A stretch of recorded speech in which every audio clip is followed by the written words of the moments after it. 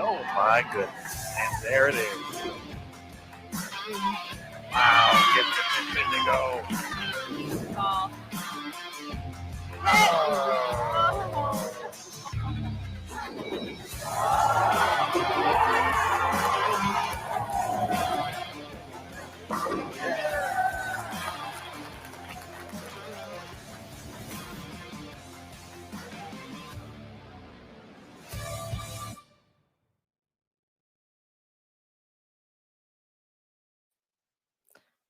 Good afternoon, ladies and gentlemen, and welcome back to Bowl TV. I love that intro. Certainly gets you going for what kind of exciting moments are coming up here in 2021 on Bowl TV on the PWBA Tour. We are back for another round of match play from the International Training and Research Center. It's the second half here at the 2021 ITRC Classic. We're 6 games away from knowing who will be on our stepladder for tonight. We're going to crown another champion here at the ITRC. We did just so the other night. Shannon O'Keefe taking home the Bowler Journal Classic title, the first event of 2021, and now she is in the hunt to do it again here at the ITRC Classic, but 11 other players fighting for those 4 spots in the stepladder. We'll have all the details, all the recaps of qualifying and this morning's first round of match play coming up in just a few minutes here on Bowl TV. Again, my name is Matt Cannizzaro. I will be joined by Aaron Smith and Jason Thomas, who's inside the ITRC with all the great sideline reports and updates from the ball reps and the players themselves. We're going to get going now. Aaron Smith is going to join us in the studio, and then the players won't be far behind. Practice getting underway. Again, 6 more games, round-robin match play coming up here in just a minute. Here's Aaron Smith. That was incredibly dramatic there, Matthew, but I like it. I like the energy. We're back for another round 2 match play, the final round of match play before the ITRC Classic Stepladder Finals. There you go. Let's go. Aaron Smith bringing up the levels. That is what we're doing here, folks. Matthew, great to see you once again. Fans of Bowl TV and the PWBA, great to see you one more time as well. 6 games, a position round. All that will determine the top 4 for the ITRC Classic Finals. So many amazing players in the top 12, so many great storylines. We are looking forward to it. And, of course, we know you are too. For the folks on BowlTV.com, you can stay here throughout the course of the entire block because you're all set already. You have your login or you have a subscription. We'll talk a little bit more about that in a second. But for the folks watching on the PWBA or Sport of Bowling USBC Facebook pages, first and foremost, hello. It's great to see you. We hope you're doing well. We're going to let you kind of see what's going on here for the first game of the 6-game block. And then we will go ahead, turn the cameras off for Facebook, but we'll still be live on BowlTV.com. So we encourage you guys to come over to BowlTV.com. You can watch the rest of the match play round for free. All you have to do is create a login, which is free. It takes 2 minutes to do. Super simple. You got a name, you got an email address. That's kind of all you got to do. It'll get you squared away, and you'll be good to go for the rest of this event and, a few events ahead too.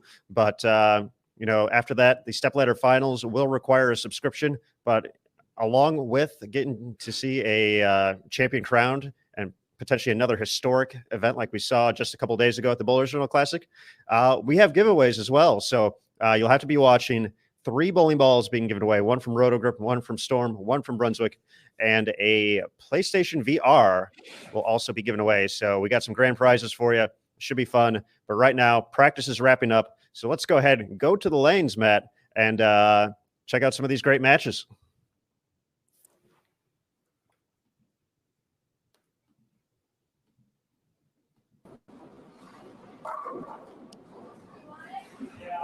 I'm not going to lie, I randomly just picked this lane and we'll start here. It seems like the past few rounds we've started on this particular pair, and we always get at least 9 strikes in a row to start. So I'm going to stick with this tradition because it's going to happen. We're going to get a 300 game.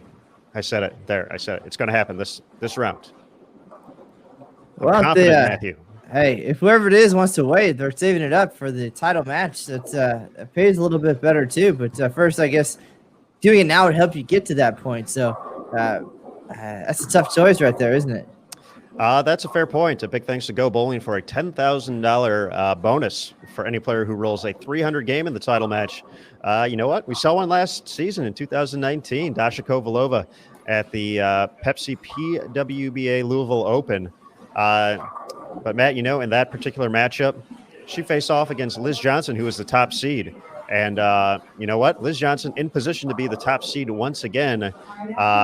She's obviously hoping not to see another 300 shot at her if that's the case. But Legend Liz plus 739, 4-2 in match play in the opening round. She's got a pretty sizable lead, nearly 100 pins over Lindsay Boomershine, who sits in second at plus 641. Stephanie Johnson plus 596.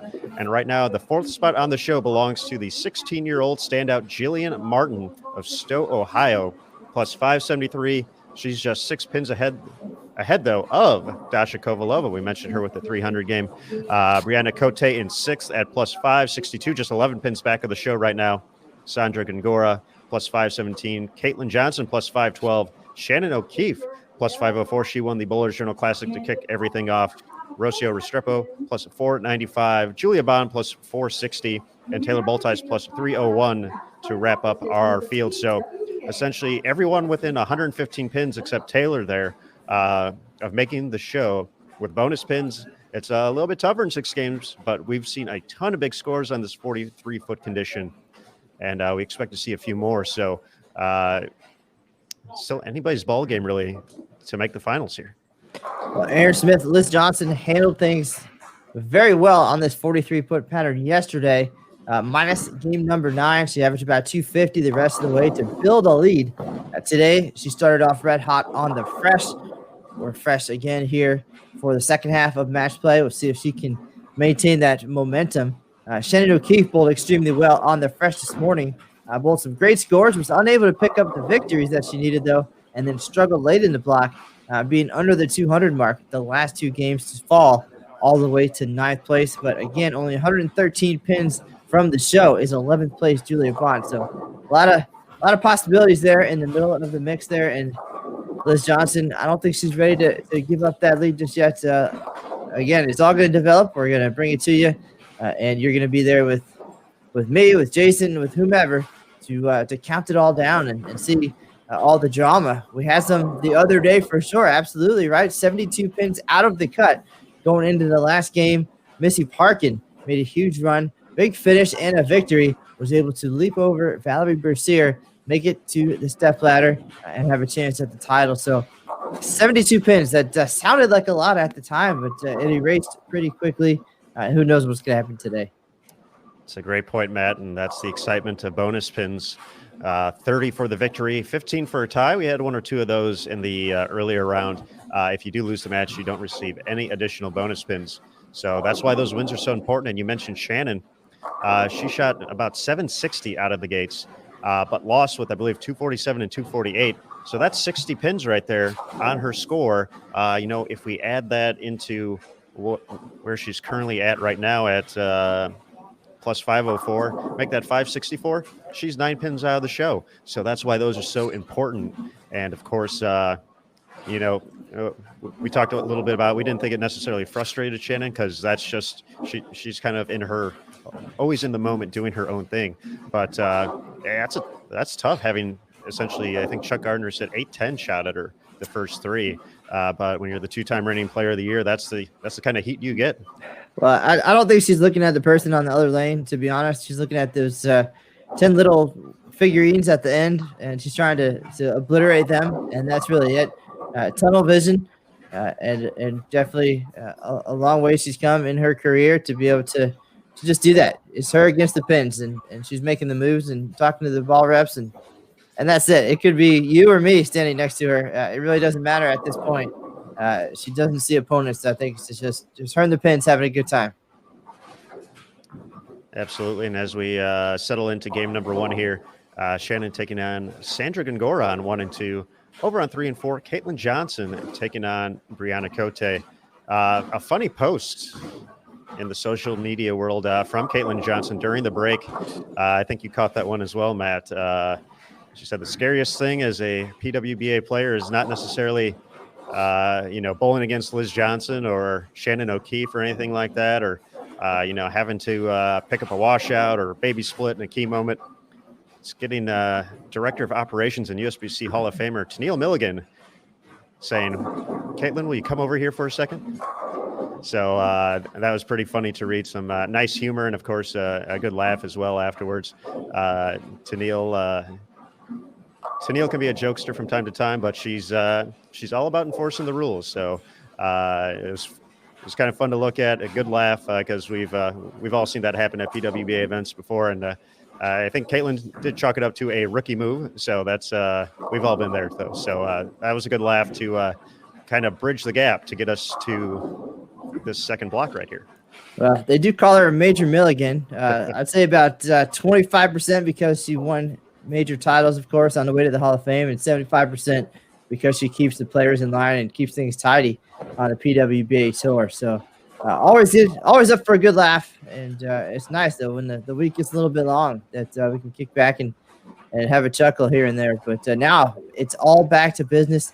Caitlin Johnson handled that business. CJ, as they call her, ready to get it done and make her way into her first step ladder here in 2021.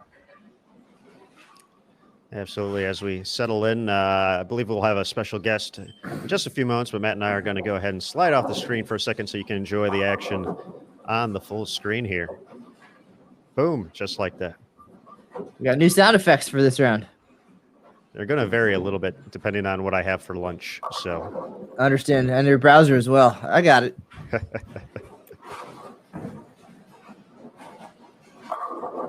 So taking a look around the house, once again on BullTV.com, you can watch all pairs in play, folks. So if you're watching on a desktop, below the video, so if you're in full screen, you'd have to get away from that. But below the video, you essentially have the channel navigation. You can pick lanes 1 through 4, lanes 5 through 8, lanes 9 and 10, or lanes 11 and 12 to be able to watch your favorite athlete. Or if you just want to take it in without the commentary, hear all the pinfall, that would be the way to do it. If you're on a mobile device watching, that's in the top right-hand corner. You'll see the 4-box window pane. That will take you to the channel navigation. You'll see the little red light saying live. That's the place to be for live coverage. So some of the great options there as we look around the house now for some of those other matches. On 5 and 6, Stephanie Johnson taking on Rocio Restrepo. On 7 and 8, Liz Johnson, our tournament leader, taking on Julia Bond. Liz has averaged about 270 in her opening games so far today. Or I shouldn't say today, although she did do that today. But on this pattern, she's been very strong on the fresh, and so far spare double against Bond. Looking at lanes 9 and 10, Jillian Martin taking on Taylor Bultice. I know some folks asked earlier. I think I obviously misread the pairing sheet, which is always fun to admit. It looks like that matchup between Jillian and Liz will be game 3, not game 1. And then on lanes 11 and 12, Dasha Kovalova taking on Lindsay Boomershine, who ended up essentially was the premier player in that first round. She put up a monster block of, let's see, where was it? 1488 for 6. So nearly 300 over for her 6 games earlier today. 216, 249, 232, 259, 289, and 243. She had 791 her last 3 games. She's over on 11 and 12, taking on Dasha. But we promised a special guest. When we promise things, we make them happen here on Bull TV. So we're going to bring in Lou Marquez, USBC Gold Coach and the ITRC Pro Shop Operator. There he is. Lou, it's good to see you again, buddy. Hey, guys. How you doing? We're doing great. We're in another match play round. We're getting closer to the stepladder finals.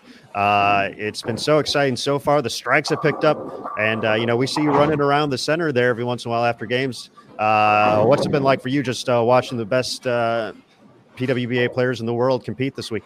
It's kind of reminiscent to watching action matches back in the day, in my day. Watching these monster matches by these titans of the game, and like you said, Lindsay Boomershine had a phenomenal block this morning, and it's just unbelievable.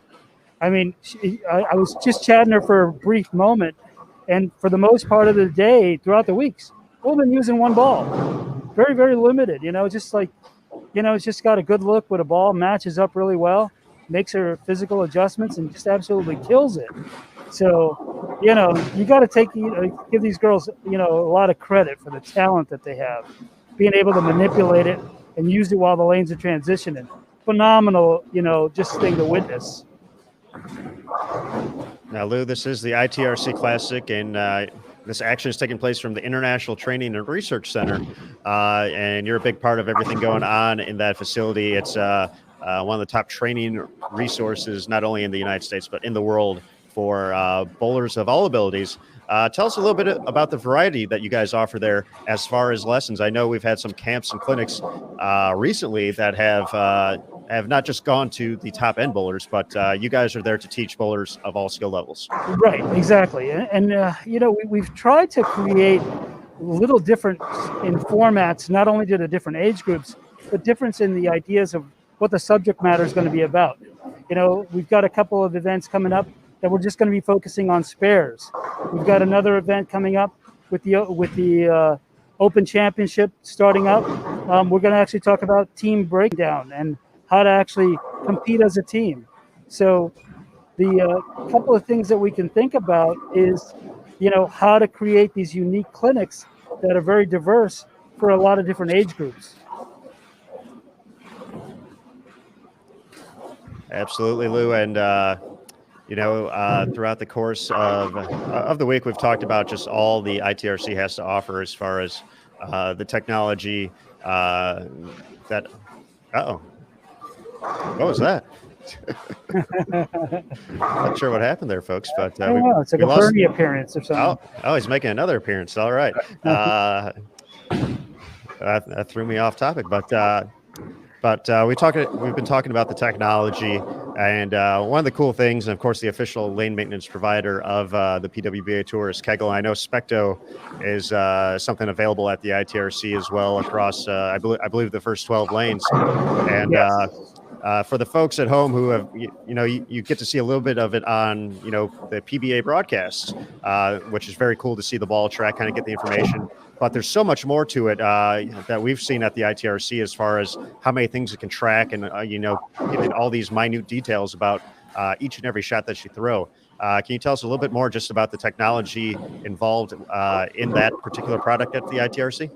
Well, with Specto, with us and how we use it for collection of not only the data that a bowler creates, but we look for it as a means to look at what do they do well as well.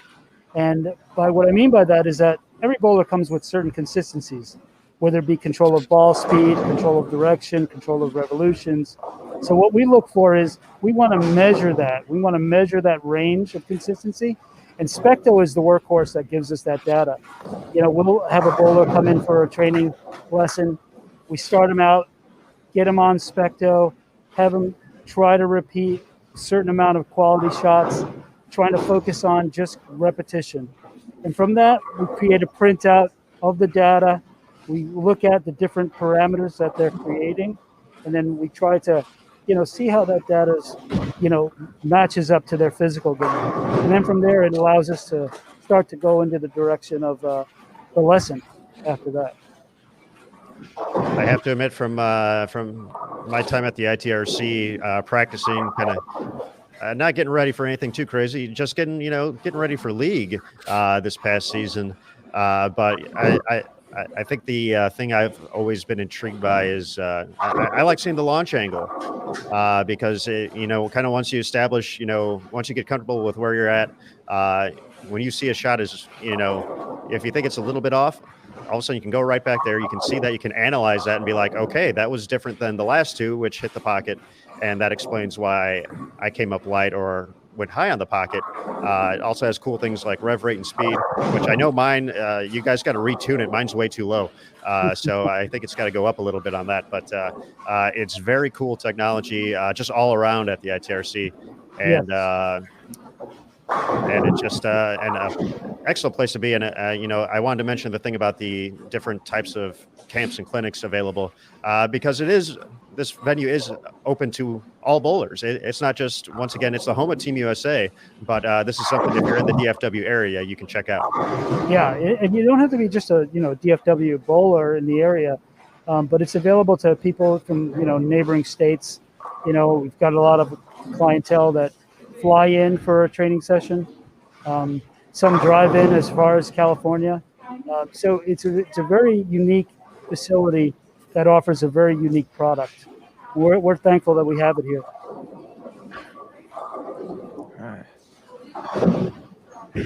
All right, Lou, before we let you go, we're going to ask the tough question here. Early prediction, top 4 for the step ladder. Ooh, top 4. Interesting.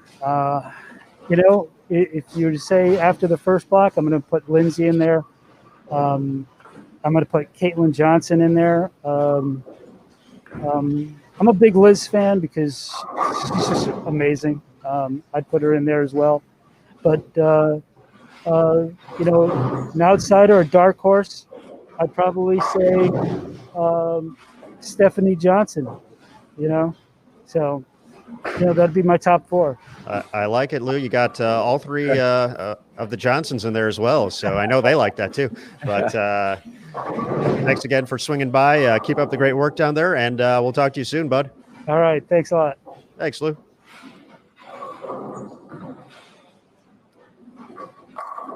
A bold prediction there by Lou Marquez. I put him on the spot, though. So, well, I don't think there's a wrong answer to that question. I mean, also true. If you're spot on, I think like Chuck Gardner, right? He predicted the cut. Unfortunately, he missed by a ton. He wasn't even close. He missed by an entire pin on what he thought the cut number was going to be. But it's always fun to speculate a little bit. All in good fun, of course. But 12 very qualified players, and based on the numbers, it potentially could be any of them. So again, no wrong answer.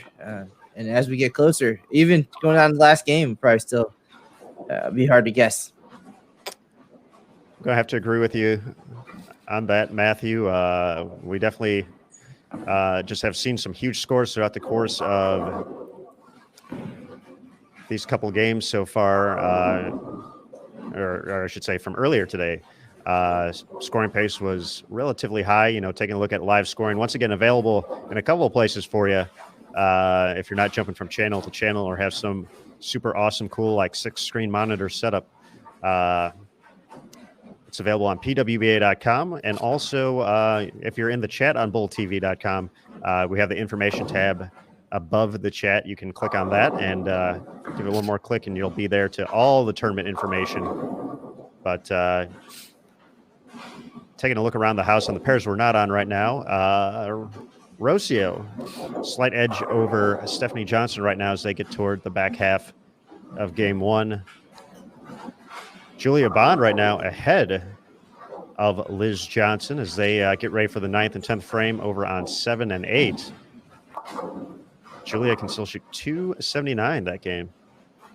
Over on 9 and 10, scoring pace a little down, but Jillian Martin ahead of Taylor Boltice right now by 11. She can cut to 1 with a couple of strikes. And then on 11 and 12, Dasha Kovalova max at 259. She's in position to take the victory over Lindsay Boomershine. Some struggles here in game 1 for Lindsay. She's looking at a split in the 9th frame and a max score if she does not convert of right around 200. So she would not be gaining any pins this game. On the field or on our top overall player, Liz Johnson.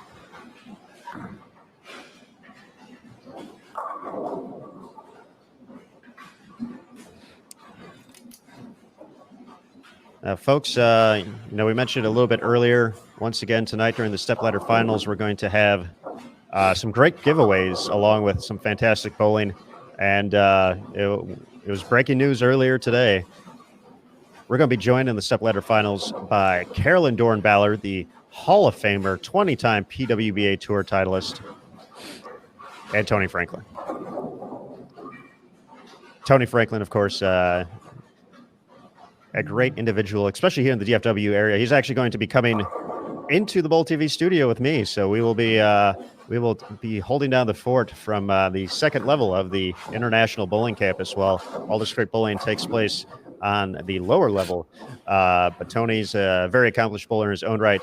Was a host of the Outer Range podcast on Bull TV. You can still find many of those episodes as well on our free content page and on the Backstage channel. So be sure to check that out.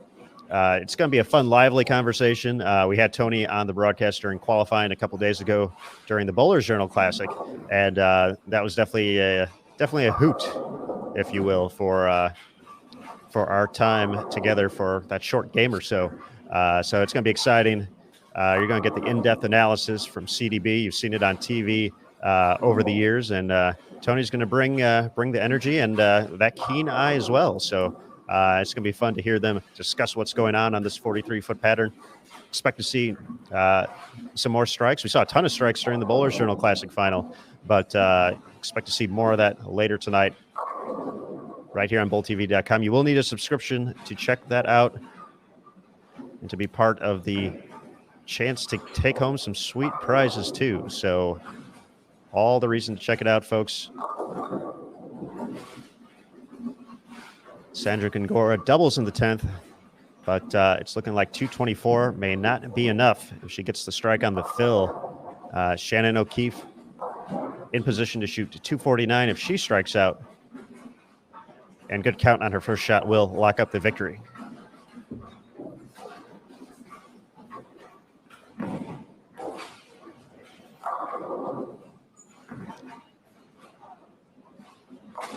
Brianna Cote looking good to claim a victory here against Caitlin Johnson with just the 10th frame to go.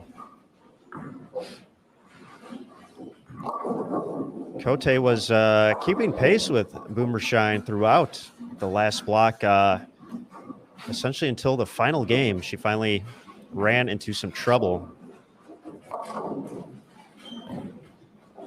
Had gone 226, 254, 234, 258, and 245 before slowing down to 204 the last game.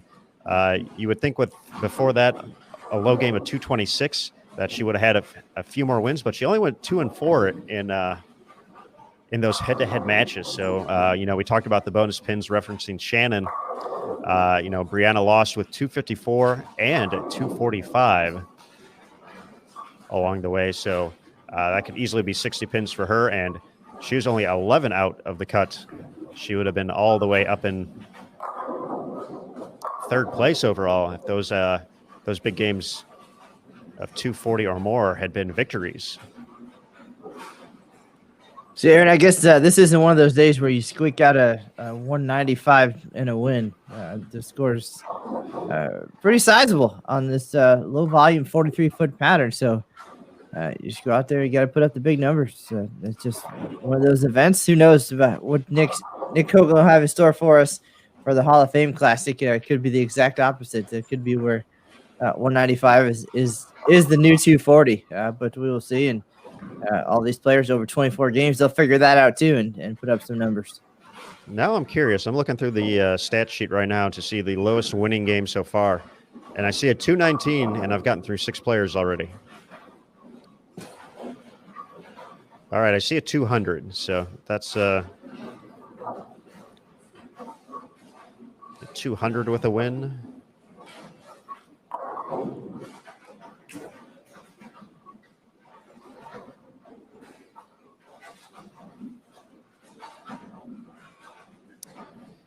Yeah, looks like 200 was the lowest winning total for a head-to-head match, followed by 219 and then into the 220s. So that's essentially if you're going to be under, you're not getting 30. No chance. Shannon looking to make it back-to-back trips to the stepladder finals here after winning the Bowlers Journal Classic. Nice 249 out of the gates to collect the win. She'll add 79 to her plus total.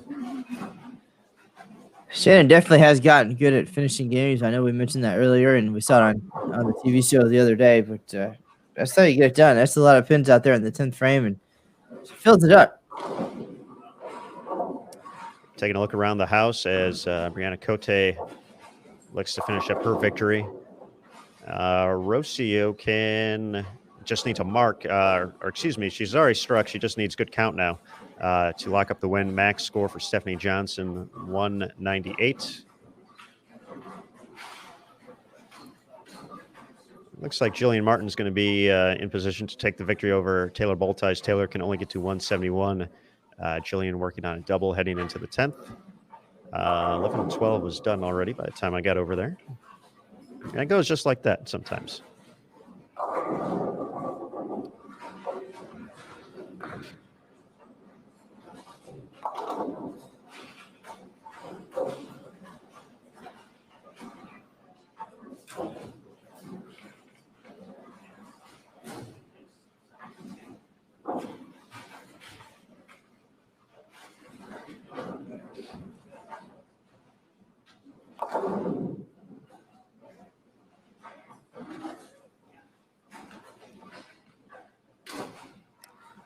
All right, folks, this is going to be our final shot of game one. So that means for all the good folks on Bold TV, hang tight. The rest of the action is coming directly to you for the rest of this final match play round at the ITRC Classic. For our friends on Facebook, on the PWBA and Sport of Bowling USBC channels, we certainly thank you for joining us. It's been fun for game one, but as we said, it's going to get even better these next couple of games heading toward the position round and eventually the stepladder finals. Create that free login on bowltv.com to watch it along with us. Join the chat. It's a good time. Good folks in there. And then later tonight, 9 p.m. Eastern scheduled start time, the stepladder finals of the ITRC Classic will be taking place. You will need a subscription. If you're already on bowltv.com, you just click Join Bowl TV. Several options, an annual subscription if you plan to watch the PWBA all season long, along with so many other great pieces of content. We got the qualifying and match play from the U.S. Open and the USBC Masters coming up, Junior Gold, the Intercollegiate Team and Singles Championships, plenty of additional regular season collegiate events and postseason, USA Bowling, the Bowlers Journal Team Championship Series later in the year, TNBA, Senior Events, Senior Masters, Super Senior Classic. So we got it all there for you to check out. Annual subscription, $79.95. You're taken care of for the year. That's a recurring subscription. We also offer a monthly. You get all the same stuff just on a per month basis. That's $9.95. And both of those also come with access to the archived events, all the on-demand channels, the lab, the vault, backstage, all that good stuff. If you're just interested in seeing the stepladder finals for the rest of the week, we still have 3 of them to go. You can buy an event pass, $12.95 will get you all 3 of those. And if you would like just to purchase it for tonight, if you just want to watch tonight, you got your favorite player bowling for the title, that's going to be $4.95 to pick up. So with that, we're going to go ahead and get ready for game 2 here on bowltv.com of the ITRC Classic. For all the good folks watching on Facebook, this is our final farewell for today, but we'll talk to you guys later. So with that, head on over to bowltv.com. It's cool. ITRC Classic. Final round of match play. But folks, Bowl TV, remember, bowling lives here. We're signing off. We'll see you over there.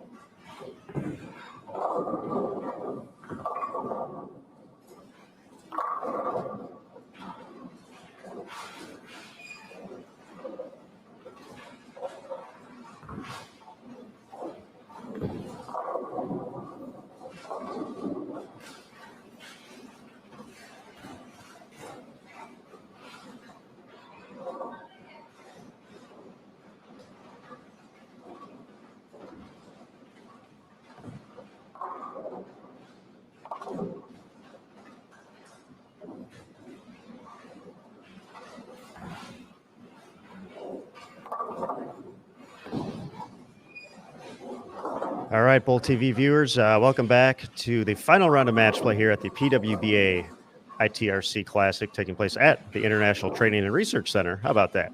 In Arlington, Texas. I'm Aaron Smith alongside Matt Canizar. We'll bring Matt right back in. Boom, there he is. And we're going to have a special report from the sidelines, courtesy of the one, the only Chuck on the truck. Chuck Gardner is going to be joining us from Brunswick to have a little update on Dasha Kovalova and Shannon O'Keefe. Hey, guys. Hey, Chuck. Game one, little change of strategy for both Dasha and Shannon to start this round. Starting with a bigger ball, Zenith for Dasha with actually more surface on it so we could play more rounded shape. She had 258 first game. And a different start for Shannon. Went with a symmetrical ball with more surface also. She'd been starting with a web, a Widow Tour, a Widow 2.0. And then this round she started with a GB3, which is more surface on it to just make it rounder also. Just different philosophy to start. And she had 243 game one with a win. So hopefully they're going to get closer to near the TV show and give themselves a chance to be there at the end. All right, Chuck. Yeah, definitely looked good out of the gates, collecting those all-important wins. And Matt and I were talking a little bit about it. The lowest winning score of that round was 200 even, and then after that it was like 219. So you definitely got to get those strikes to even think about getting those extra bonus points. And we talked about Shannon losing out on 60, even though she shot 760 in the early going. So it's nice to see her actually win with a 240 this time. Yeah, it really was. It's going to be a different round. All right, that's what we like to hear, Chuck. So we'll let you get back at it. Thank you again, sir, for joining us, and we'll talk to you soon. All right, guys, have a great one. All right, a little different change there for Dasha and Shannon, and both of them struck a whole bunch there in that opening game. As soon as we get some updates here, we will. It's going to be hectic today, folks. It's going to be going back and forth. Luckily, Jason Thomas is there with the magic number. I don't know if that was the proper name we came up with, but it sounds fancy because it is. But we'll get down to that in a little bit later. Once we get closer to, game 5 into game 6, that'll be the time to really sit back. Obviously, some folks can create a little distance in these next few games. But as we saw at the Bowlers Journal Classic, you mentioned it earlier, Matt, 72 pins Missy Parkin made up in that final game to earn a spot in the stepladder final. And right now, heading into this block, we had, let's see, 1, 2, 3, 4, 5 players within that, and Rocio at 78 out of the cut. So expected to be close, fast, furious, all that good stuff heading into the position round later tonight. So a lot of room for bonus pins, and as Chuck said, even though they've seen this pattern multiple times now, all the different squads and things change. Obviously, you can't always rely on what worked last time. So even then, trying to get something that works a little bit better. And it looks like, at least in the W column, that worked for Dasha and Shannon. So they're always thinking, they're always moving. And unless you're Liz Johnson yesterday and putting up those big numbers, there's always room for improvement, right? That is true. And we do have an update now through game number 1 here, game 16 overall, on our way to 21 to determine our top 4. And, Liz almost kept pace with her game 1 average, shot 253, but did not get the victory because she bowled Julia Bond, who shot 258. But Liz still in first place, plus 792. She has a right around a 140 pin lead over Dasha Kovalova now in second place, plus 655. As Chuck mentioned, 258 for her in the opener. Lindsay Boomershine falls to third place, plus 632. Brianna Cote with the win with 216. Moves into fourth, plus 608. So we're moving around a lot already. Jillian Martin in fifth place, 12 pins back at plus 596. Shannon O'Keefe at plus 583. Stephanie Johnson plus 582. Julia Bond, we mentioned 258 in the win at plus 548. Sandra Gongora plus 540. And Rocio rounding out the top 10, plus 529. Caitlin Johnson at plus 517. All those players within 100 pins of the cut right now. So A lot of ground they can make up in just one big game. That's it. Absolutely. Just reading along with you, top to bottom, 91 pins. That's the motivation right there, and we get to see it right here with again. Caitlin Johnson is in 11th place, but one big game away from getting a shot at the title. So and still with 5 games to go, a lot of bonus pins out there. Certainly so, and as you can see, Matt and I off the screen now, but we're still going to be chatting about it, getting a little website work done as we settle in here to the final block. Once again, just 5 games to go before we know our top 4 for tonight's stepladder final, 9 p.m. Eastern, right here on Bowl TV.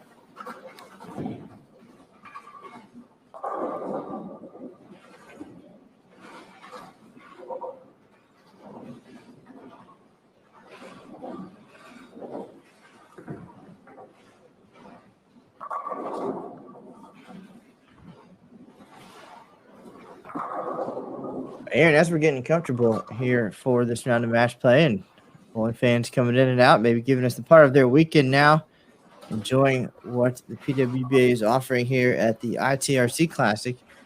We do have a busy couple of days ahead here at the Kickoff Classic Series, of course. This event will wrap up tonight with the live stepladder finals at 9 p.m. Eastern. And we're back at it tomorrow afternoon with the PWBA Arlington Regional. So regional competition, we'll have a regional champ by the end of the day. And then we're back at it on Monday and Tuesday with rounds of round-robin match play for the ITRC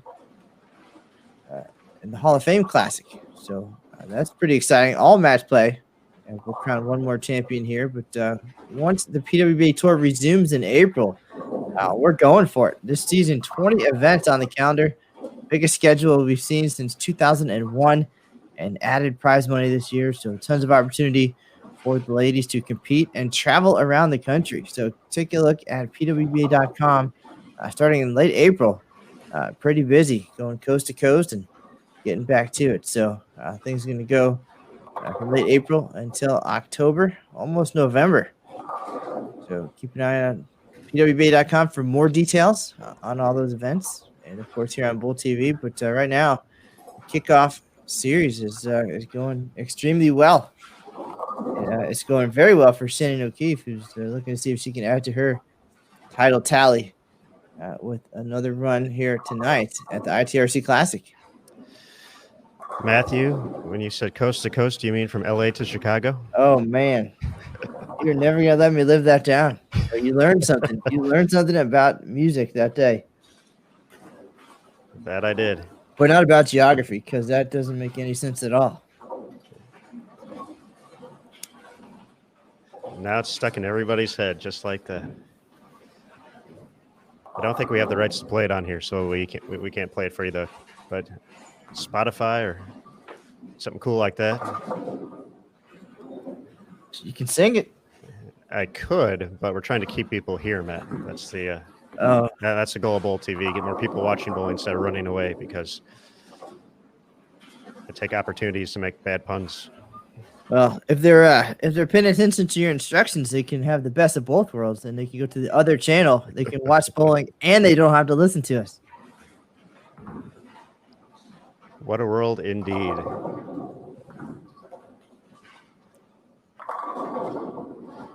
As we take a look around the house, once again, we are behind lanes 1 through 4, and we have Caitlin Johnson for a second consecutive game. She's able to connect there in frame 7. Still looking for that first double, however.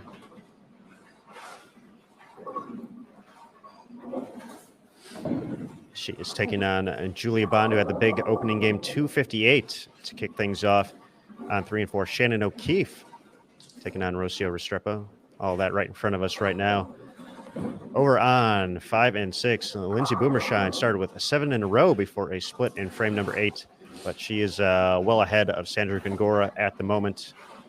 Over on 7 and 8, Jillian Martin, 6 out of the first 7 in control against Brianna Cote. Over on 9 and 10, Dasha Kovalova in a tight match against Stephanie Johnson, just a couple pins separating them at the moment. And on 11 and 12, the least favorite pair ever for Liz Johnson. She is currently winning her match against Taylor Boltice, but a split in the 8th frame can give Taylor the opportunity to throw a double and take the lead. So little quick rundown. There's a few folks throwing some strikes, but it looks like the scoring pace is not quite as crazy as we saw in the opening block. Well, based on the new strategies set forth, that Chuck Gardner mentioned, more surface than in previous attempts.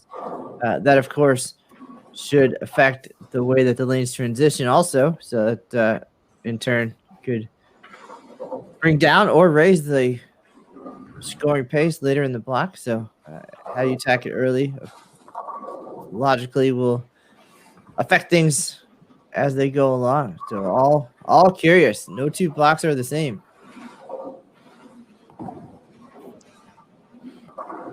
Well, Matt, we haven't shown off part of our technology here this block for the folks who may be just joining us for the first time, and we have some folks clamoring for a pair change. So let's go ahead and give it to them. We're going to be nice guys here. You're going to see us again, though. There we are. But a few folks wanted to see the action on 5 through 8.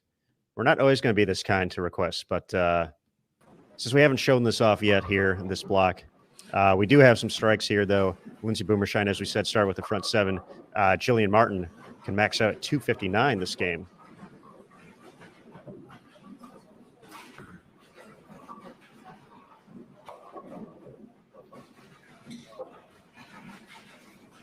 So we'll get to see the progression of these two competitors and their matches. Once again, Lindsay taking on Sandra Gongora, Jillian taking on Brianna Cote. And folks, once again, we have the ability here on the main commentary channel to kind of jump around from pair to pair, especially as business begins to pick up. If someone's making a run at 300, 800, an incredibly close match coming down to the final shot, we can kind of jump around just like that. But once again, you can always follow your favorite athletes by using the channel navigation. If you're on desktop below the video, just pick the lanes. You can follow on the lane pairings. Or if you would like to do that on mobile, that's in the top right-hand corner. and you can click the 4-box window pane to select the pair you would like to follow.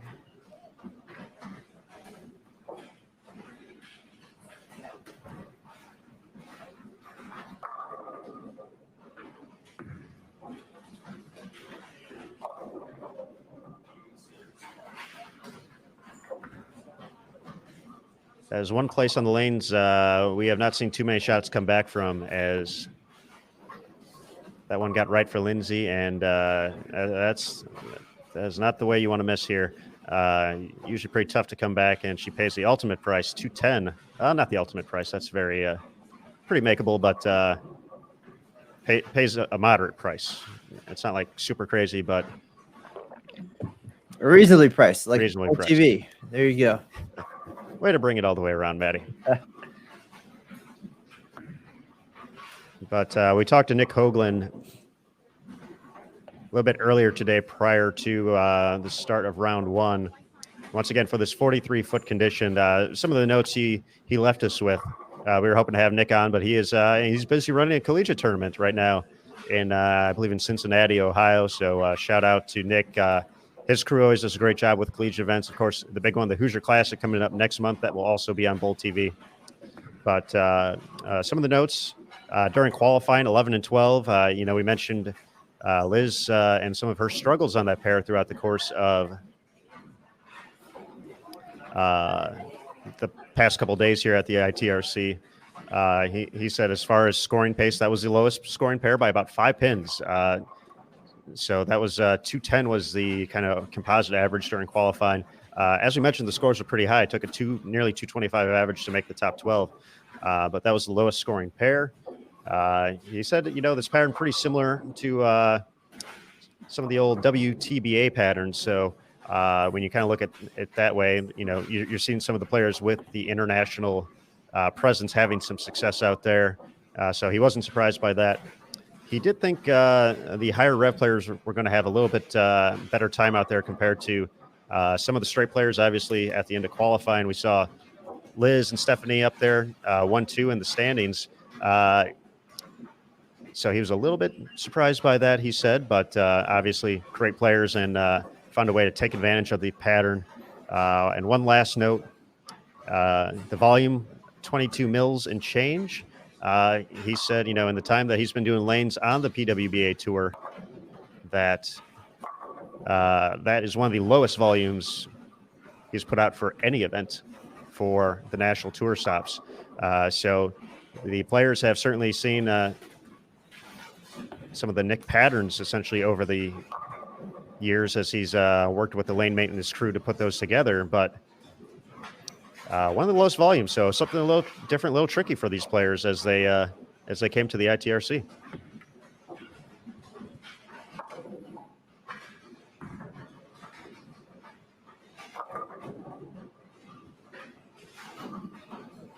Shout out to my guy Dakota Solanka in the chat. Appreciate the kind words. Shada, hello. Dennis Hacker as well, stopping in. So hi, Dennis, USBC board member. Great guy and a great supporter of collegiate bowling as well.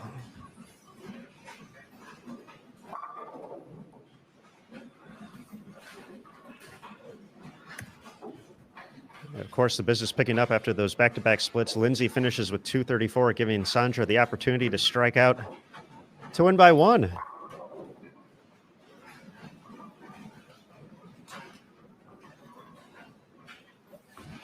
Bowling, oh bowling. It's crazy how a game can quickly change like that, but 5 in a row from Sandra. Spare in the 9th, and now a chance for 2 more to collect the victory. Jillian Martin's going to take the W, 248 for her.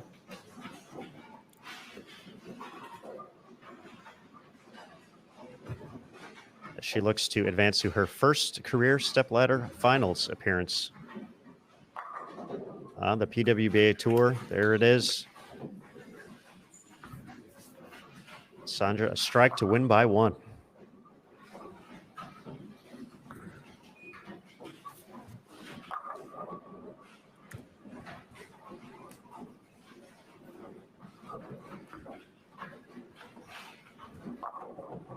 taking a look at some of the matches we were watching a little bit earlier. Caitlin Johnson's going to take the victory over Julia Bond. Caitlin can still get to 220. Julia has some struggles, finished with 172. Quite a match between Shannon and Rocio developing as well. Rocio can strike out to win by 1.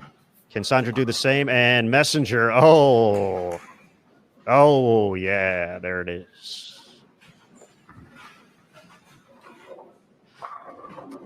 We haven't seen too many Messengers this week, folks. To win a match by 1? Come on, I can get excited. Hey, I think if they knew that was going to be the reaction, they'd be throwing pins all over the place. That's Bull TV gold right there. You got to have a little fun while you're here for 10 hours a day, so that's...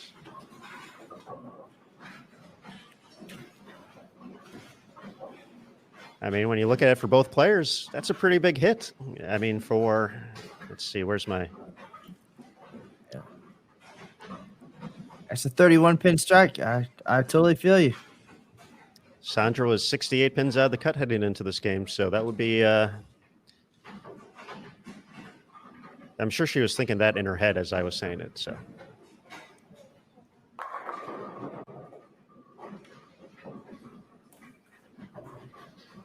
I do believe that her body language illustrated exactly what you were saying into the microphone. So you guys are totally in sync, and she's got herself 30 bonus pins and moving on to the next one. Absolutely, folks. And once again, we do appreciate all the love in the Bold TV chat.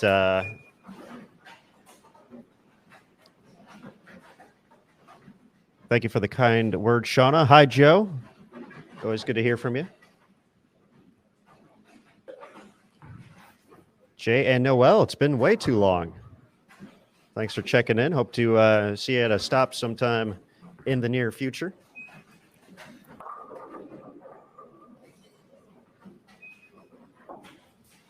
Just a big thanks to everybody. Y'all rock.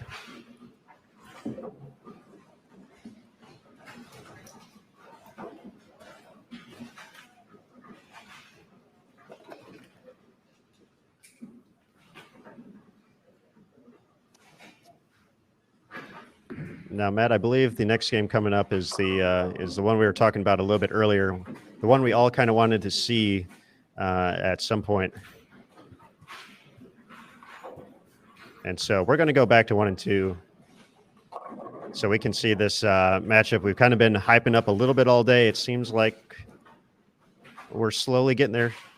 We're going to pop back up on the screen in a second, Matt, so just as a heads up. There we are, folks. Jillian Martin, Liz Johnson is going to be on lanes 1 and 2 here for game 3. The youngest competitor in the field versus the most experienced player with the most wins. So this is, potentially a passing of the torch type moment when you kind of think about it. Liz isn't going anywhere anytime soon, so she's probably still going to be winning titles when Jillian actually joins the tour. But the way both of them have performed throughout these past couple of days has been inspiring. And I don't know about you. I think I know the answer to this, but I feel we're both pretty excited to see this match finally play out on the lanes here. 100%. I mean, we've been waiting the greatest and the future greatest. And it's the weekend, right? So there's no school. So now potentially Liz Johnson, an opportunity to become the teacher. Or is it going to be Jillian teaching her a lesson? We'll see. Wow. That was nice, Matt. Bringing it home. One for the day.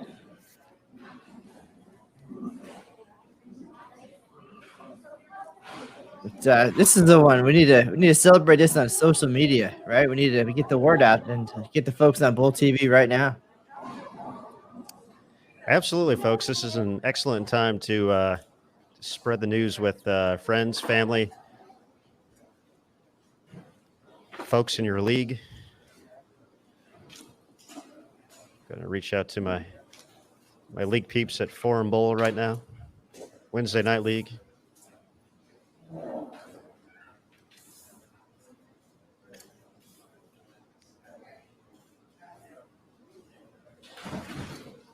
We'll also be enjoying Stephanie Johnson taking on Lindsay Boomershine here.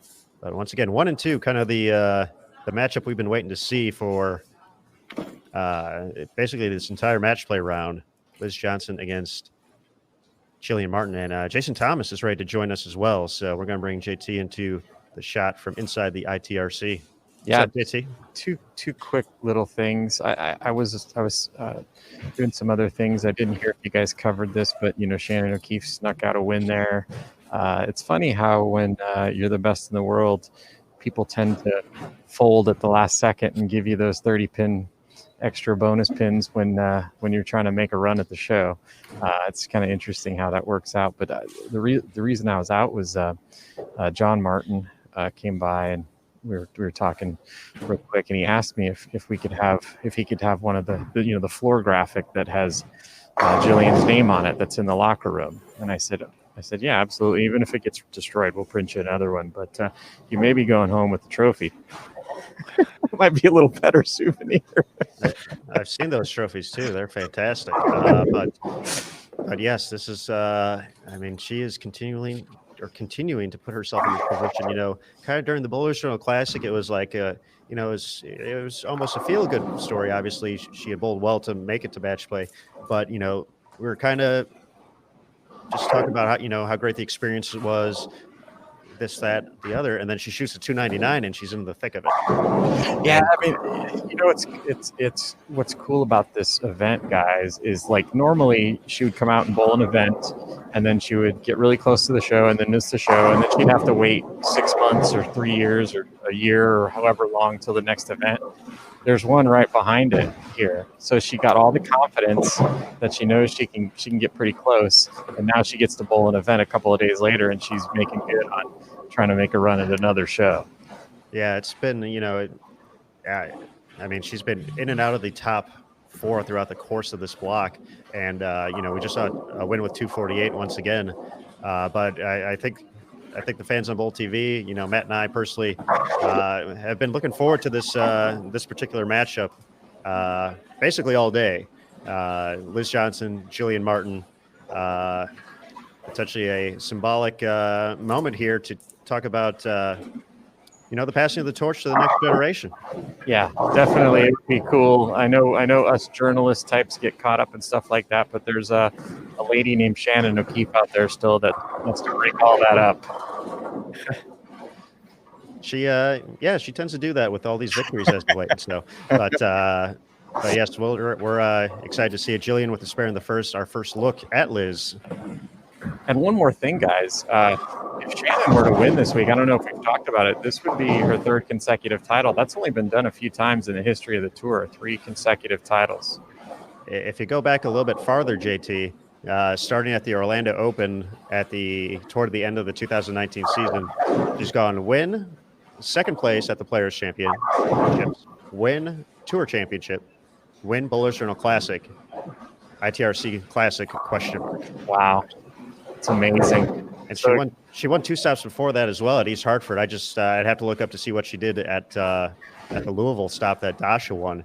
But yeah, that's the kind of stretch on the national tour she's been experiencing. Yeah, one match win away from 4 consecutive victories going into this event. Guys, if Shannon wins again, what are the chances that it's just her and Jillian Martin showing up in April for the next half of the tour season? I'm sure we don't want that, but it's pretty cool stuff.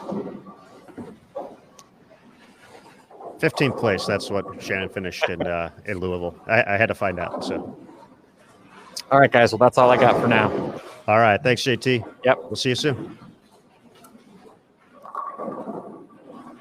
All right, folks. We're going to go back to full screen, but Matt and I will be here continuing to bring you the coverage. Game 3. Final match play round, ITRC Classic, 2nd PWBA Tour stop of the 2021 season.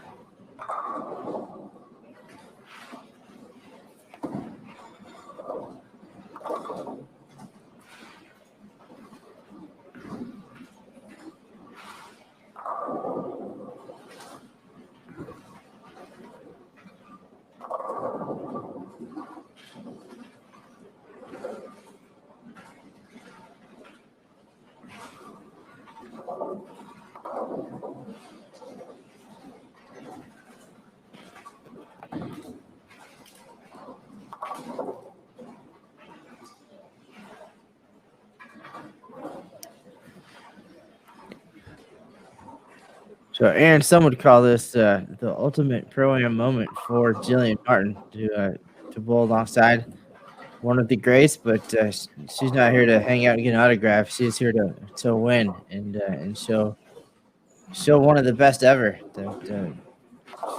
She's looking to fill those Dexters sometime down the road. Nicely done, Matthew. And folks, we have a score update here after game 2 of this final block.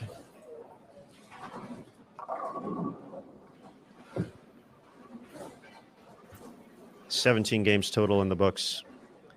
Liz Johnson continues to lead, even though she's 0-2 on the day, and still has right around a 100-pin advantage, plus 793. She's now 4-4 overall.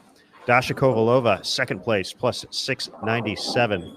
Jillian Martin, we've been talking about her a whole bunch, so this is a matchup between first and third right now, plus 674.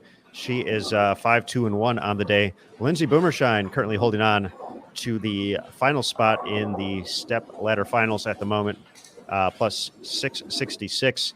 Shannon O'Keefe, 35 pins back, plus 631. Brianna Cote, plus 619.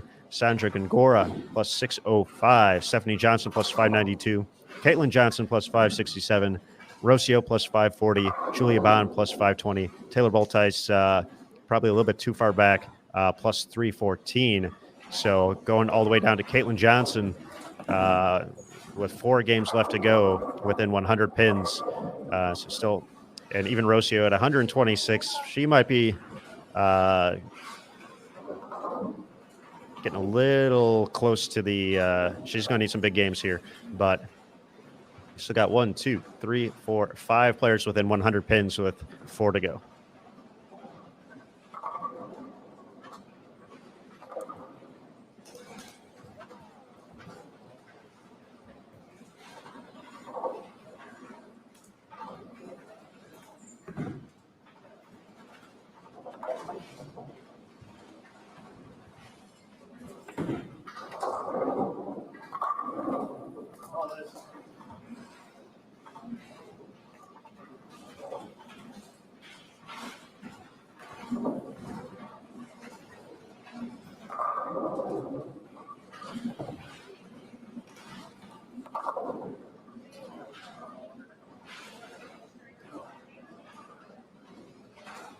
So great start here to this Jillian Martin-Liz Johnson match.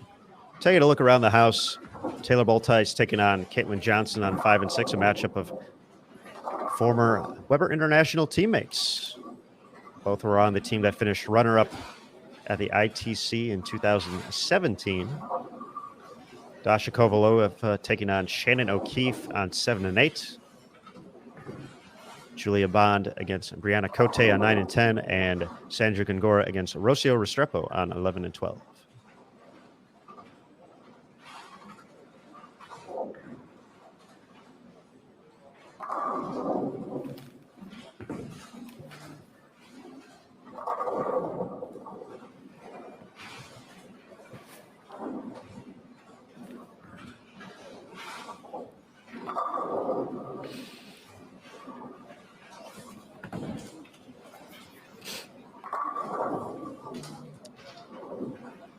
Jillian showing some of the fire there.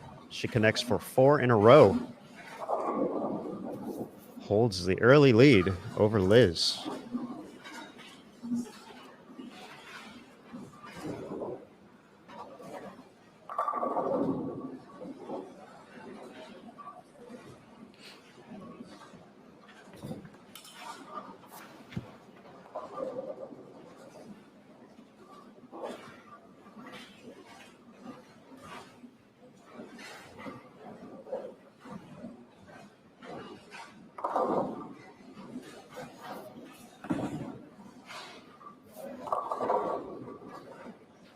And the first sign of trouble from either competitor in this match. That one looked left the entire way, and big 4 for Liz in frame number 5.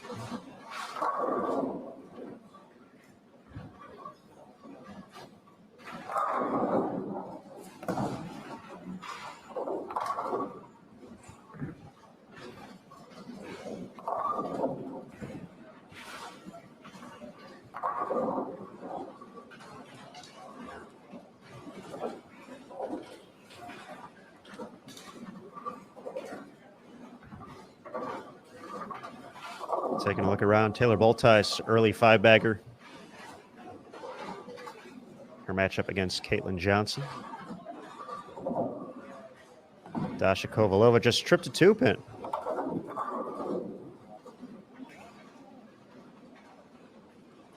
Kind of the big games so far. You got Taylor with the front 5 and Jillian so far.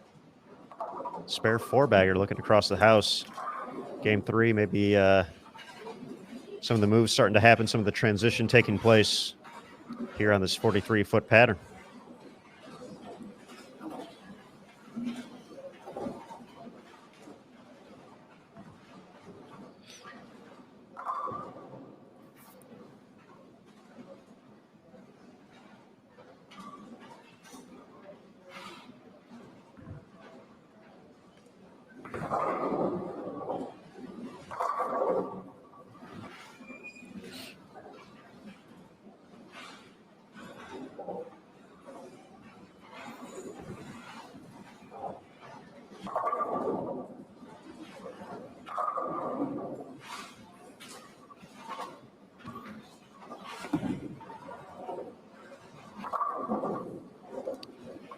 Look at the excitement there from young Jillian Martin, a member of Junior Team USA. Up to the challenge here, Matt Cannizzaro.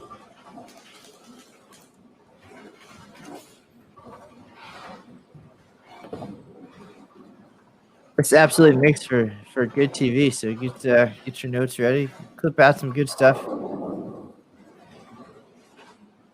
No doubt they're gonna bring it down to the wire. Oh, unless Jillian has something to say about that in the next 2 frames or so.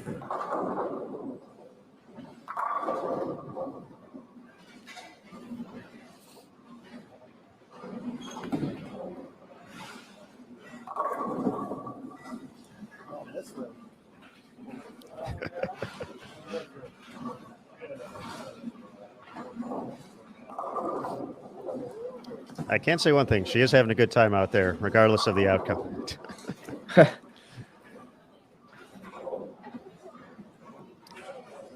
suppose that's going to happen, though, when you get to compete against the best in the world. And it's Saturday. No new homework coming in.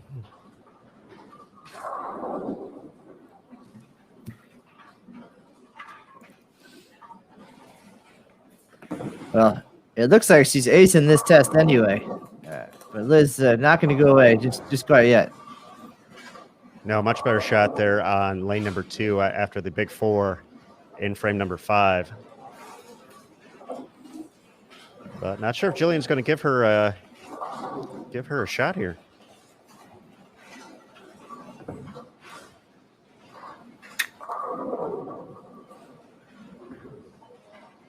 Three in a row for Lindsay. She's got the advantage now in her matchup against Stephanie Johnson. Just 1 strike for Steph so far.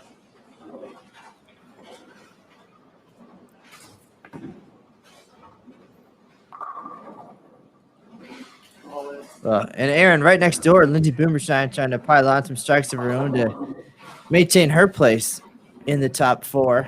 There's some folks looking to knock her out as well. So much happening all at one time, and I guess the only guaranteed way to get there is keep striking.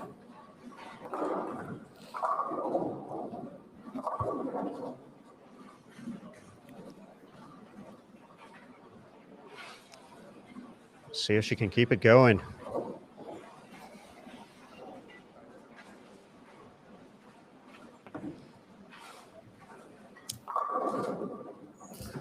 How about that?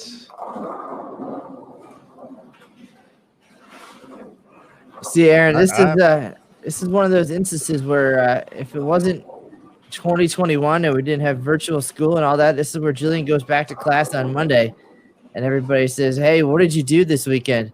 "Oh, I shot 290 against the greatest bowler of all time, and then was on the national spotlight bowling for a professional title. But other than that, I just did my homework and that was it."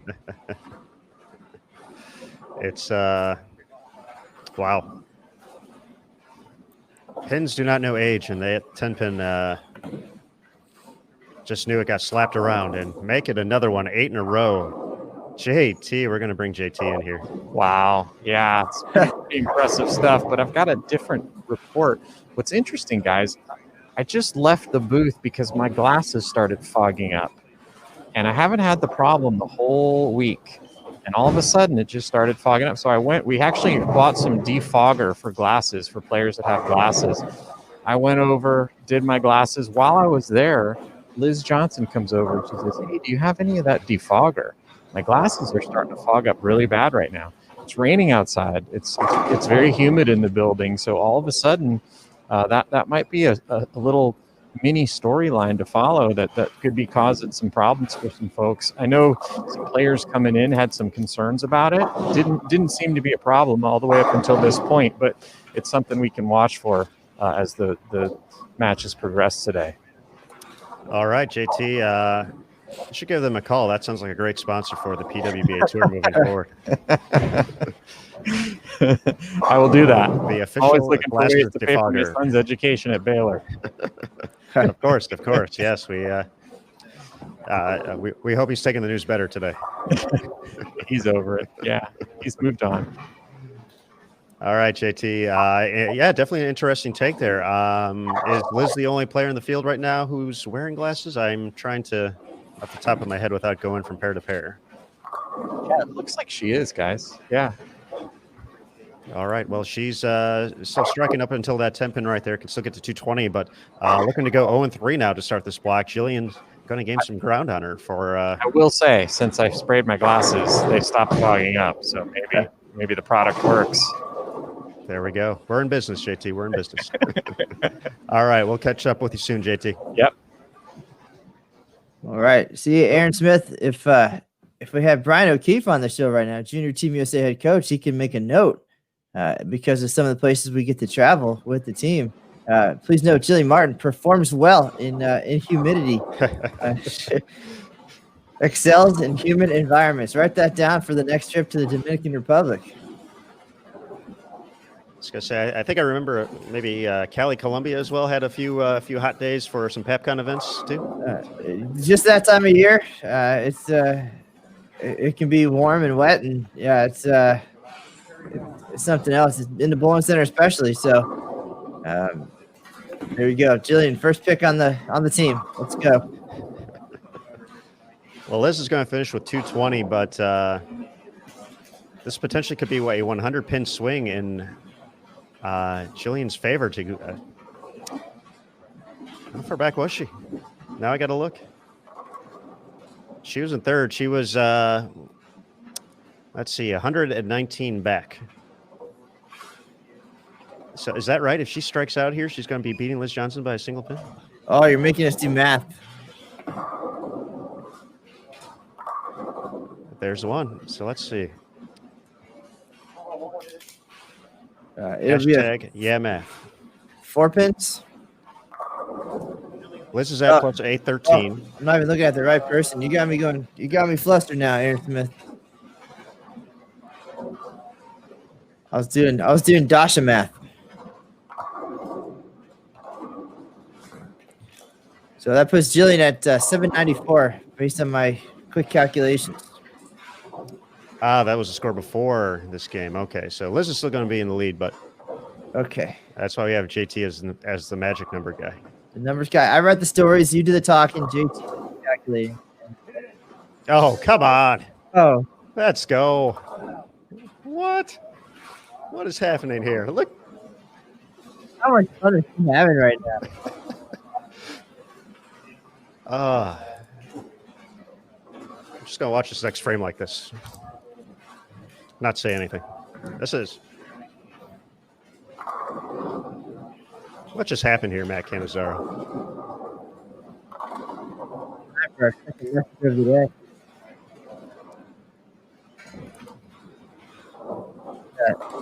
Delivering the message and the pin. How about that? We've been looking forward to this match all day.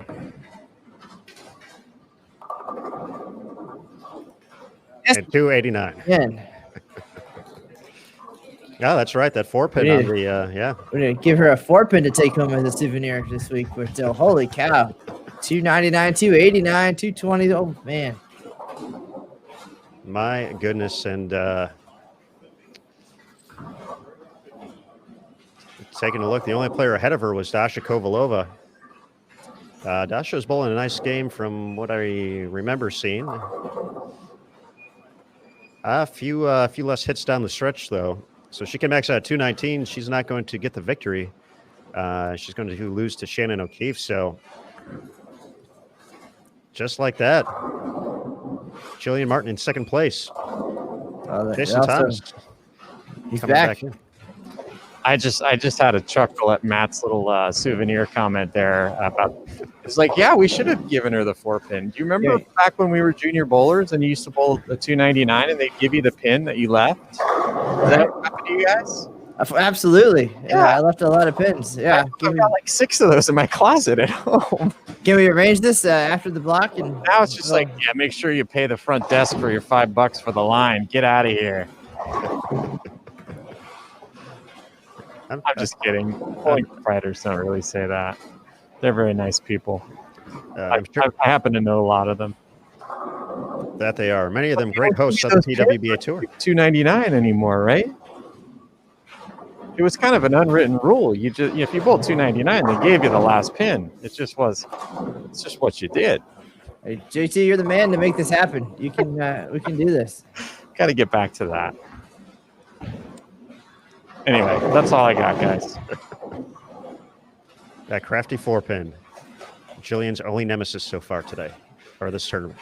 But all right, JT, we'll see you soon, bud. Yep.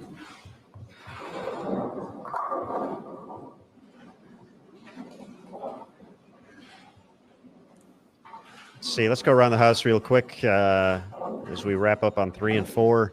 Taylor Boltice, 257. Nice game to collect the victory over Caitlin Johnson, who had 220. Shannon O'Keefe, 237. Is going to get the victory. Dasha Kovalova can max out at 219.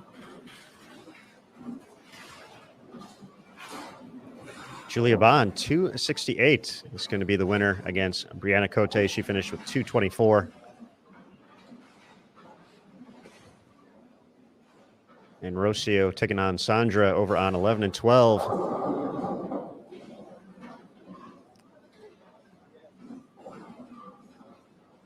An opportunity for Sandra to step up in the 10th and win that match after Rocio unable to strike on her first shot. Let's head over there to watch the end of that one. We got this match pretty much in hand. So we're going to go over to 11 and 12. I think our first time over there today.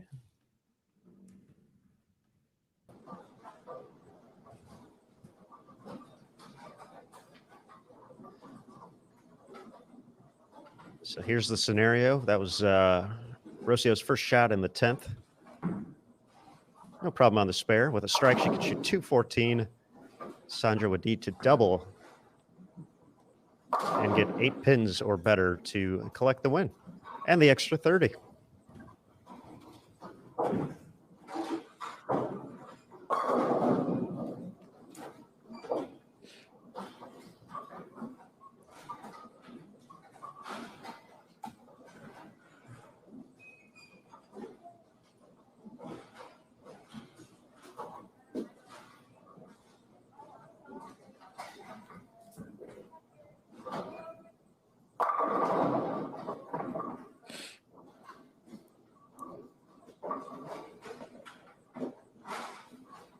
So 214 in the books.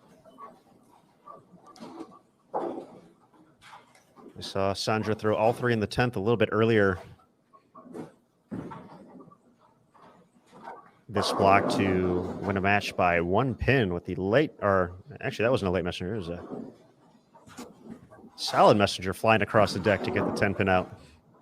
A similar situation here, gets the first one.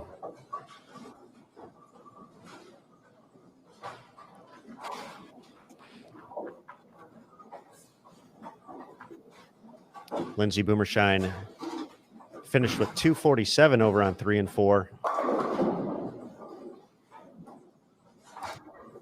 For Stephanie Johnson, She's going to have to make a move here. Just one strike that game. Now max score of 187 with a spare and strike on the fill ball.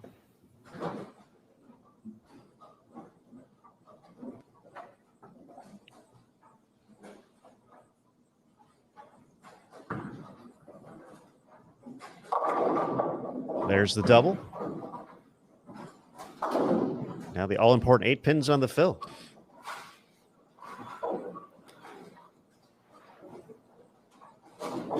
Aaron, she was really good in the 10th frame today as well.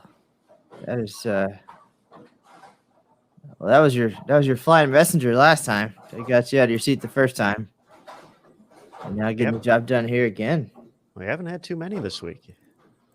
Gotta get excited for the messengers. All right, 8 for the victory. Well, that's it's a little bit of everything. I didn't mean it so literally, Sandra, but 2 15s a win, enough to get the extra 30. 1 pin victory over Rocio. Just enough. The right place for that.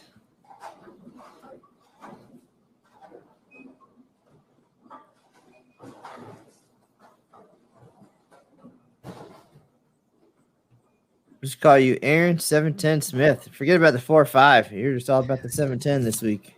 It is. It has transferred to that. Yes, way too many of those. But if there was ever a place for a good one, that was ideal. So.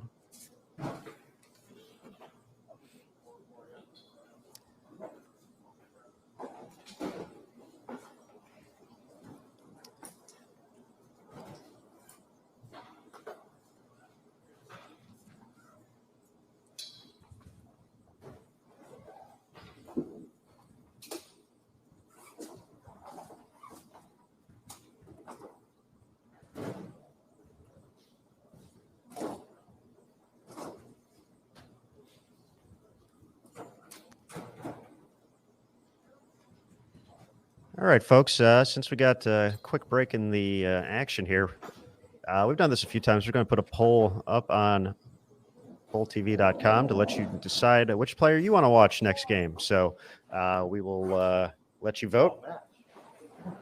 For some reason, I think I know who's going to win the vote, but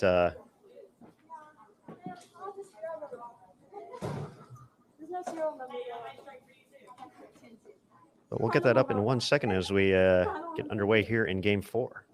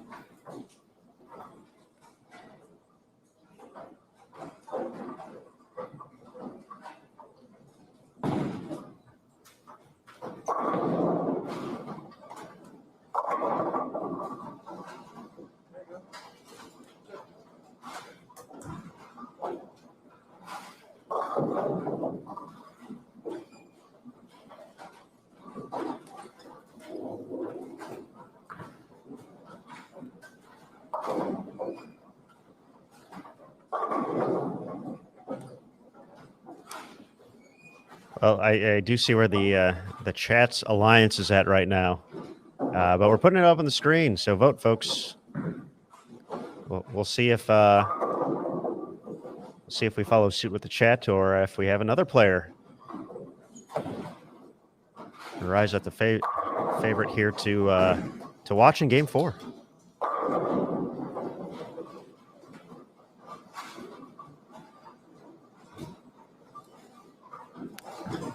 After we finish this up, we're also going to be bringing in Matt McNeil, so everybody hang tight for that.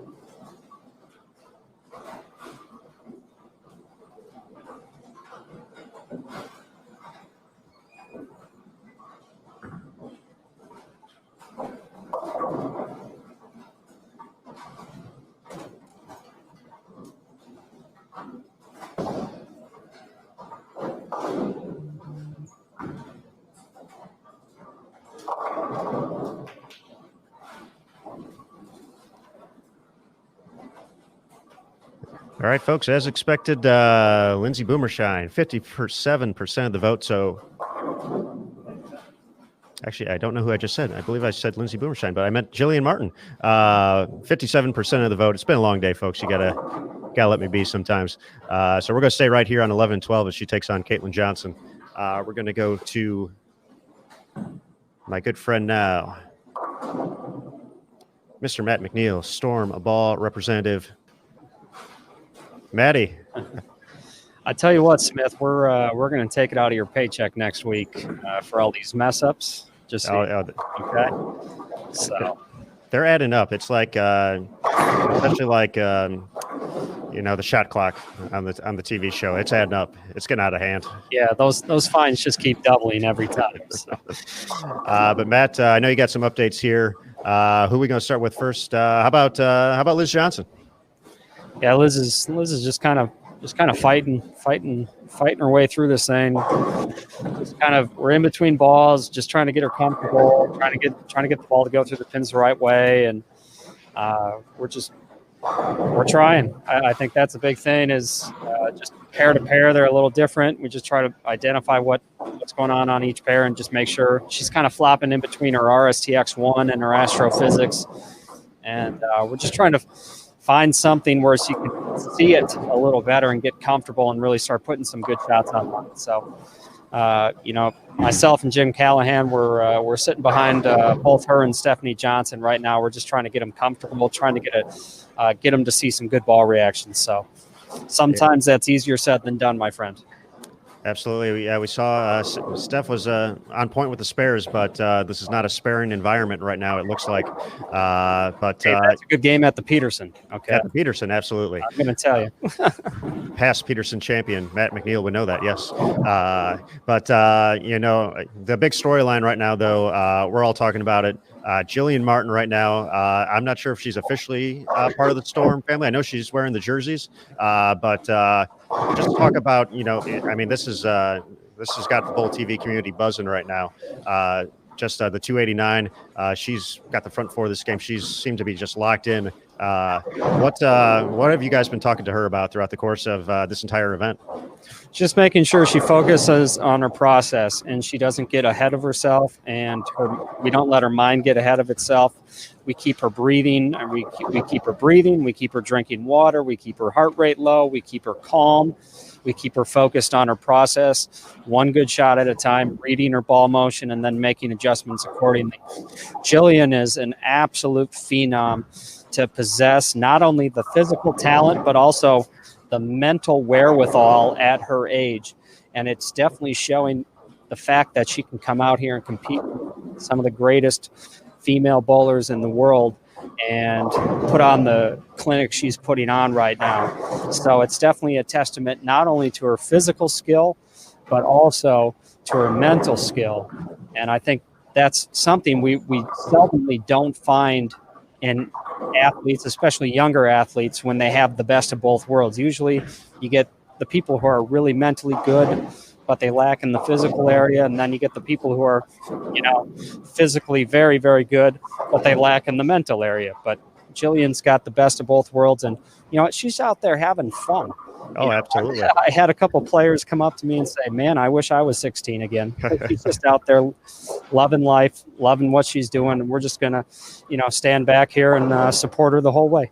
All right, Matt, one more question for you. Mr. Canzaro and I kind of talked about it a little bit earlier, but, when you think about a player this young having this type of success and having this type of, the moment definitely does not seem too big for her right now. Just thinking back to, who are some recent players or, maybe even looking a little farther back who, some of the bigger names who have kind of shown the same poise and coolness in these situations at a young age. Who are some of the first few folks that you think of? I think of, you go back a few years ago, you think of, your Cameron Doyles, your Wesley Lowe's, your EJ Tackett's. I think EJ's definitely proven that, he was a superstar in the making from the very beginning. When I watch Jillian bowl, I see a lot of EJ Tackett in her. Just knowing EJ the way I do and his thought process and how he attacks the sport of bowling. I see a lot of the things he does and the way he approaches the sport of bowling in Jillian. And I think that gives that gives me a lot of comfort knowing that she's going to really go far in this sport. Awesome. Well, thank you for the insight as always, Matt. And we'll let you get back out there, and we'll talk to you soon. All right, buddy. Hey, I'll buy you lunch when we get out of this bubble thing because I know you're going to be a little short with all the fines on your paycheck. Okay. I appreciate that. Thanks, All right. bud. All right, everybody. Matt McNeil representing Storm this week as one of the ball reps, along with Jim Callahan. Some great insight there. Think about Jillian Martin as well. And that's some pretty high praise, thinking about the already Hall of Fame eligible career that Jillian Martin, that EJ Tackett, man, the fines are adding up. He was right. The career EJ Tackett has already amassed on the PBA tour. That is mighty high praise right there. So we'll go ahead. We'll get back to the action here. Go slide off screen, and we'll get you a score update as soon as they come in.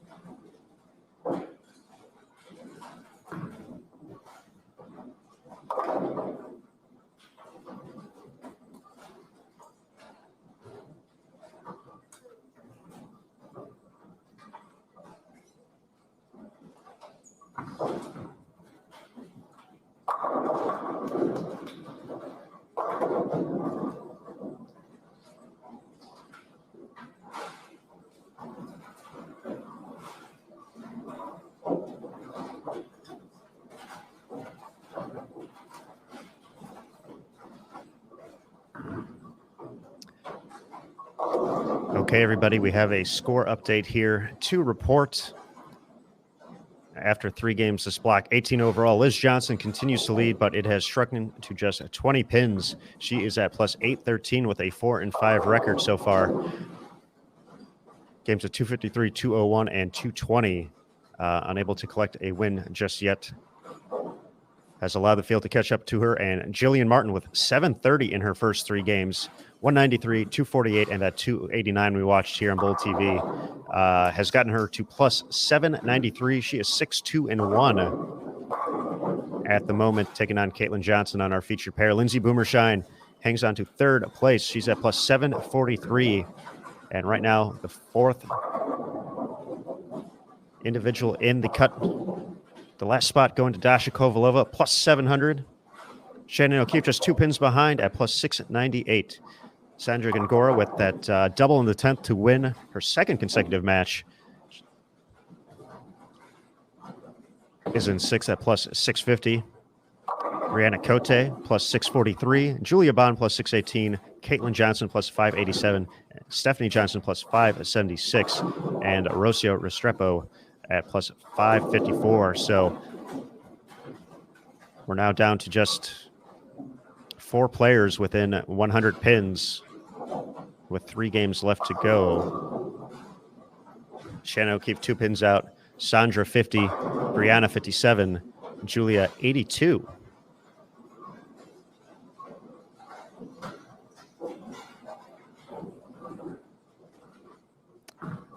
Looks like JT has an update, so we're going to bring him in. Yeah, you asked Matt McNeil who Jillian reminded him of young players that have dominated, and he mentioned a few names which I thought were good names, but I actually think I have a better name that she reminds me of. Somebody I grew up bowling juniors with. His name happens to be Robert Smith. I knew it. And I'll tell you what, Robert Smith, there were days when it was just a man bowling against little boys in juniors. right? And he came out and won the National Amateur Championship, was the youngest ever to do that at the time, 19 years old, and then bowled the first PBA stop on the tour, which is typically a pretty tough stop because the guys are pretty charged up, they're ready to go, they're sharp, and he led the tournament at the AC Delco Classic in, I think it was 1993 as a 19-year-old. And those guys could not say fast enough that they did not want him to turn pro. They wanted him to stay amateur for as long as he could because they knew if he were to come out on tour, he'd be taking all their money.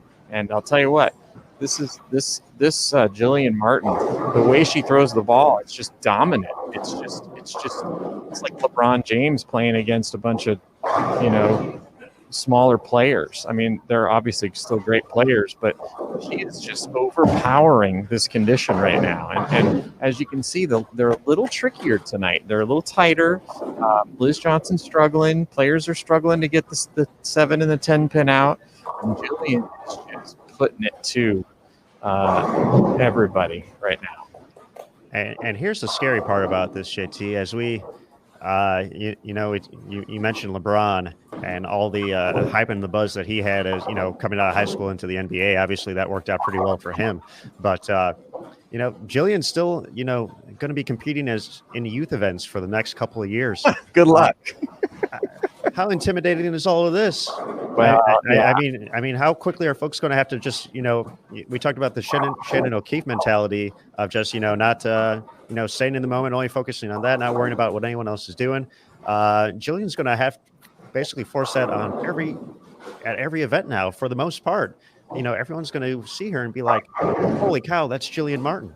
Yeah. Like this is happening right now. I mean, and she was a superstar, in the bowling world's mind before this, but this is a whole different level now. It is. It's going to be fun to watch as she grows up. And but I mean, this could be historic stuff here today that we see. I mean, a 16-year-old winning on the PWBA tour at this point in time when the players are so good.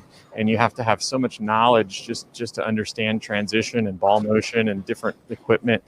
It's pretty phenomenal.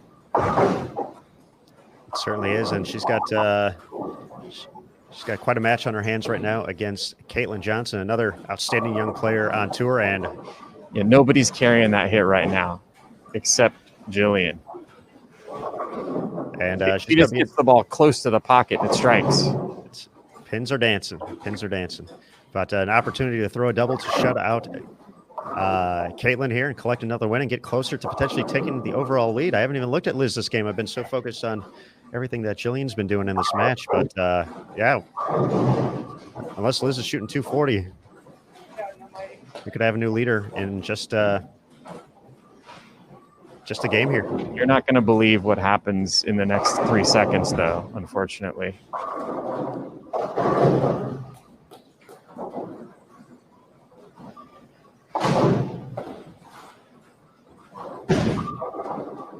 Ouch. Yeah, just like that, we black cloud. I'm going to put that one on you because you led up to it. So one in the column for JT. Wow. But I wouldn't be surprised if she made it, though. The way things are going, that's Robert Smith used to do stuff like that. That he did. She could still get into the 230s or 234 with one of them. But Caitlin would just need good count now to collect the victory. So that might be a pretty costly hit in the grand scheme of things. But 234 still pushing the plus number the right way. But we'll see if Caitlin can finish this out. JT, we'll let you get back at it. Yep. And we'll see you soon. Thank you.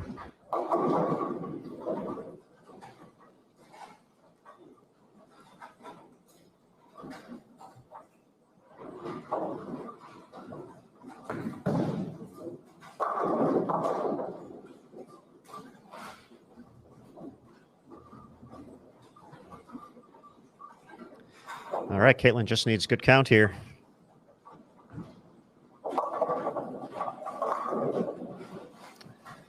And now she just needs one.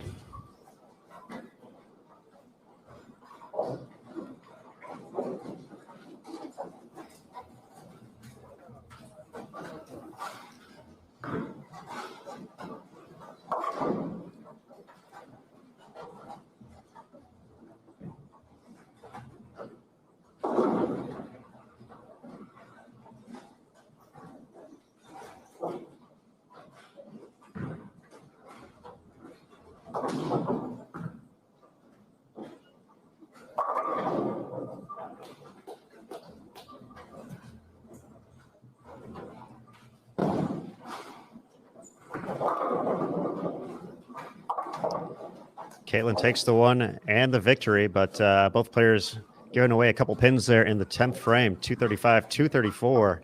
Caitlin Johnson over Jillian Martin. We're going to bring Matt Cannizzaro back in. Aaron Smith, I was just looking at some numbers, and on the live scoring, Liz Johnson, if she goes spare strike in the 10th, she'll pick up some pins, so she'll stay right there neck and neck with Jillian. But neither one of them is going to pick up a victory. Brianna Cote on 279 pace going into the 10th frame against Liz Johnson. So things tightening up there. And then, of course, a 100-pin jump for Brianna would be something pretty special here, too, going into the last couple of games and put her right back in this mix. She's only 57 out. So, the excitement you were looking for, here it is. Getting your money's worth right now. Certainly anybody's ball game.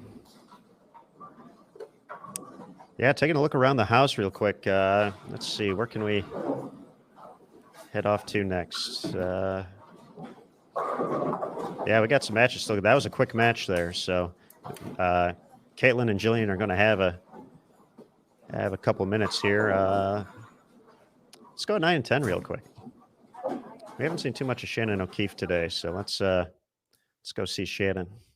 Taking on Lindsay Boomershine. Not necessarily a high-scoring match, but a close one at the moment.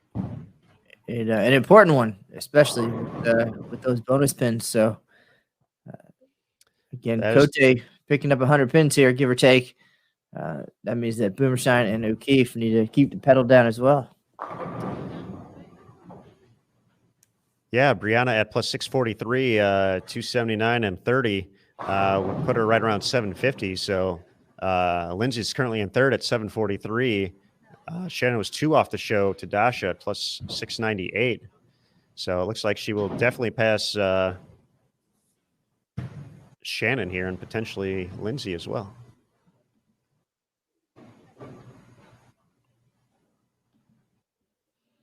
Max score for O'Keefe, 202.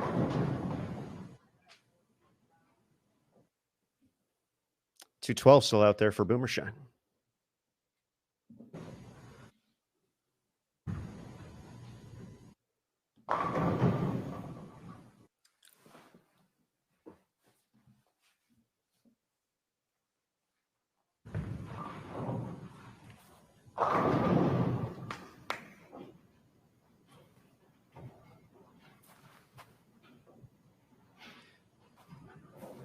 And taking a look around, Dasha Kovalova, who had that 4th spot, could still shoot 258 this game. Is going to collect the win against Rocio. So opportunity to go plus 88. So she would easily surpass Lindsay in this situation, and Brianna, who looks like she's going to get into the 270s here.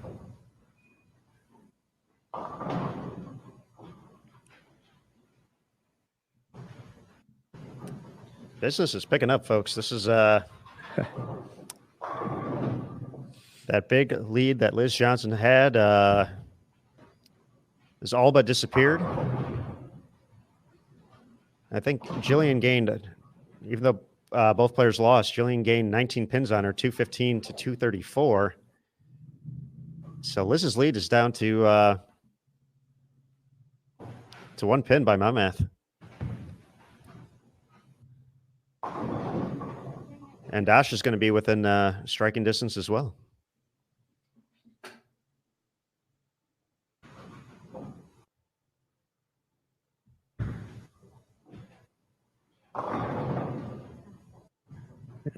Aaron, Liz Johnson winless in this block of match play. Not pulling poorly by any means. She's more than 100 over, but having trouble picking up those W's.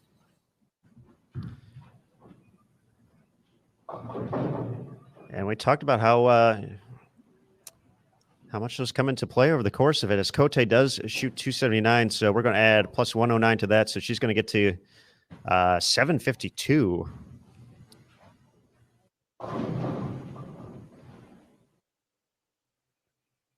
In the over column, Dasha, new max of 236.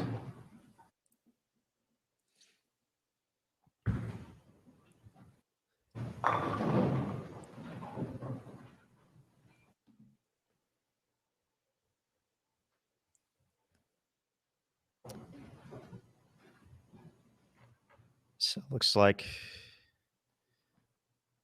unless Lindsay Boomershine gets the win here, it looks like she's going to fall out of top 4. Dasha's going to move into 3rd. Brianna Cote is going to jump from 7th into 4th.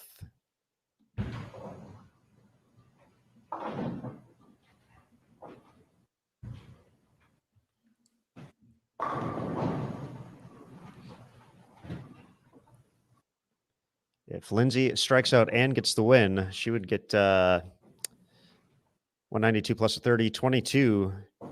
She would be at 763, so she would still have a slight edge over Brianna, but would need to get the win here as well.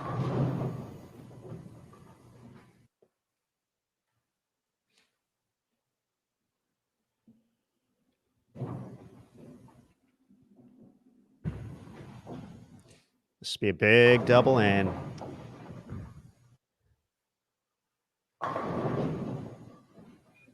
Lindsay says, come on. What was that all about? It's 2-8-10. Give her the 2. That's going to be 181. Shannon needs to fill 20.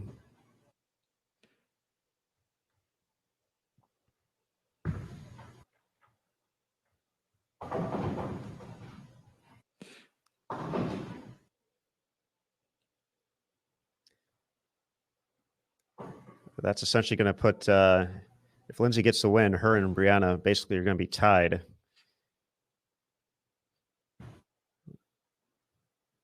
Give or take a pin or 2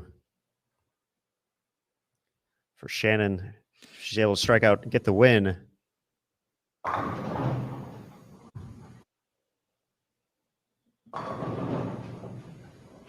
It's going to put her in the plus 730 range. And folks, it's the little things like that shot right there that makes her so great.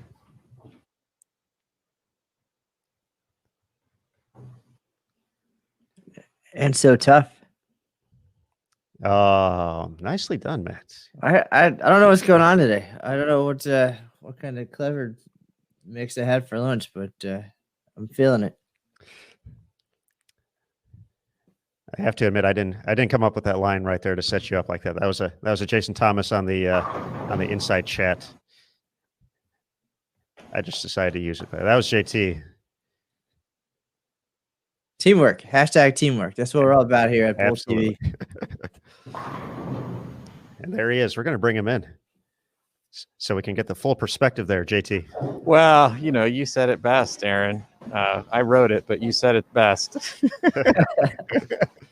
I mean, that is that's why she's great. You look at the score and it's not a big deal, 201 to 181, but I mean, when she needed that last 4 to pull that 30 bonus pins out, she just locked in and nailed it. And then, this last shot, she's going to get a chance to take a look at a different ball. So, I mean, all of that whole little sequence, it doesn't look like much, but that is the difference. I mean, when you look at how close the scores are, 40 pins, 30 pins, 20 pins, that was like a 50 pin swing right there. Mm-hmm. And so just the little things like finishing the game off, strong to win the match, and then make a great shot on that 11th shot. So you get another look at another ball so that you can be one more frame ahead of the move when you move to the next pair. That's what sets apart the great players from the good players. And JT, as that game transitioned, everything has gotten closer here. Lindsay Boomershine potentially falling all the way to 6th with that effort right there. Brianna Cote jumping into the top 4. Shannon O'Keefe kind of staying where she's at. Dasha Kovalova moving up a little bit. And Jillian Martin, I believe, now just 1 pin behind Liz Johnson. So that huge lead that Liz had put together has been quickly vanished. Yeah. Well, that's all I got, guys. All right, sir. We'll let you go. I'm getting the magic number machine ready. Well, right now we're gonna leave it on you for the magic selection. We let the fans pick last game. They wanted to see Jillian Martin, and we had a amazingly close match, a tough break there at the end for Jillian with the 7-10. But who should we be watching this game? Who do you want us chatting about here on Bowl TV? I So many storylines, so many directions. This is the biggest match in the building, in my opinion, right now. Shannon O'Keefe versus Stephanie Johnson. All right, what It's pair on are they? 11 and 12. 11 and 12. Yeah. All right, we're going to head back to 11 and 12 then. Thanks, JT. Yep. Oh, that's twice I've done that. It's been a long day. Bye, JT. Bye. All right. As long as I don't press the one that ends the stream, we're going to be all good. So that's the only thing we're looking for here. All right, game 5. JT pegged it. Shannon O'Keefe looking to make her second consecutive stepladder finals appearance here in 2021, and actually it would be her 5th consecutive at national PWBA tour stops dating back to the 2019 season. First place at the BowlerX.com Orlando Open. Second place at the Players Championship. First place Tour Championship. First place Bowler's Journal Classic. And now at the ITRC Classic. Well, feel free to write that down and send it over, so I don't have to go back and watch the stream in the archives and get all the good notes that you're telling everybody. And except for me, I guess I'm gonna get my notepad out because all this could potentially be very important in about 5 hours for me. Absolutely, Matthew. I have it all right here in my notebook, so I'll make that digital for you very soon. All right, both Shannon and Stephanie starting off with strikes. Very excited to see the score update. As soon as we get to you, we'll give you good folks an update. But we're kicking it off. We're almost here to position round, folks. This has been arguably one of the craziest and most fun days we've had here on Bowl TV and on the PWBA Tour since the relaunch. It's only going to get better. Once again, you're watching this on bowltv.com. You've already created the login, and we thank you for that. You can watch qualifying and match play from the Arlington Regional tomorrow and the Hall of Fame Classic on Monday and Tuesday, just like you are now. If you want to watch the stepladder finals, though, the live stepladder finals, including the ITRC Classic tonight at 9 p.m. Eastern, you will have to take a moment to pick up a subscription to Bowl TV. The stepladder finals for all 3 of those events will be available with a subscription. A few different options. You can pick up a annual recurring subscription for $79.95, monthly recurring subscription for $9.95. For both of those, you get access to the entire site of bowltv.com. So not only the live events, but archived events, on-demand content as well. So we got the Vault, the Backstage channel, the Lab as well. A lot of great stuff from the ITRC, our sponsor for this event. So be sure to check that out with one of those subscriptions. But if you just want to watch the live finals, you can do that too. Event Pass for the Kickoff Classic Series, $12.95, or specifically for the ITRC Classic, $4.95.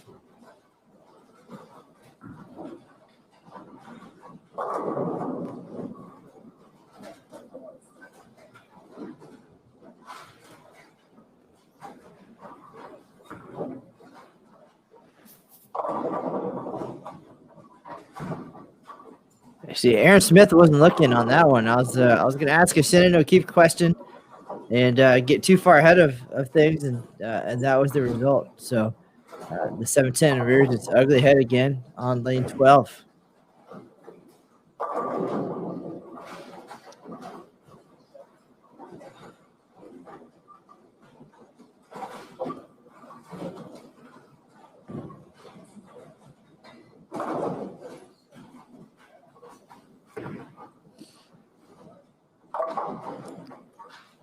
She will take the one and find herself down early in this match against her very, very good friend, roommate this week as well, Stephanie Johnson.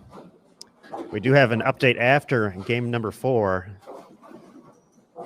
Big shout out to Tennille Milligan and the entire staff who are getting these updates to us so quickly. Shout out to her, Caitlin Nelson, Rob Gottschall. Who else we got down there? Of course, Nick Harishny and Lou Marquez. Got to give a shout out to Cecil Scarborough as well, the Players Services representative.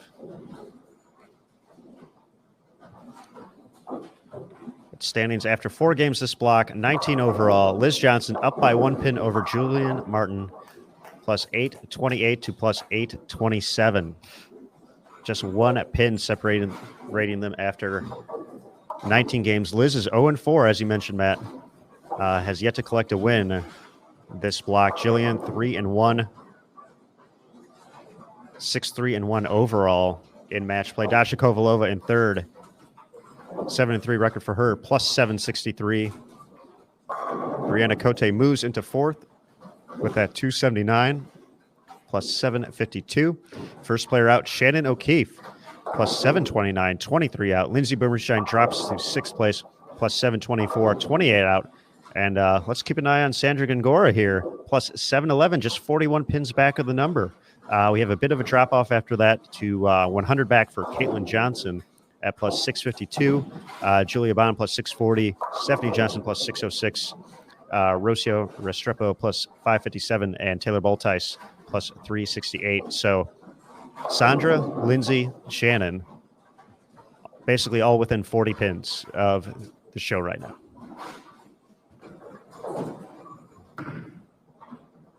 And about 50 pins within third place.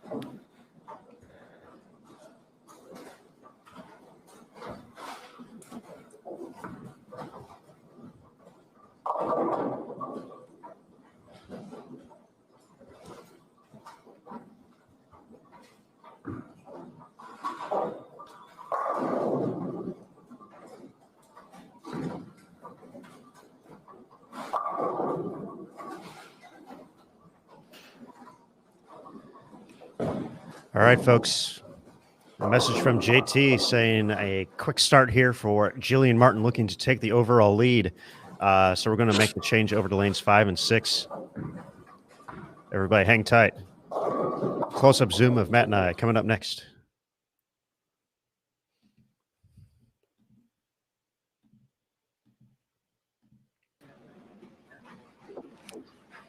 Front 5, but certainly still a match. Julia Bond, a strong start as well. Looking to make it 4 out of 5.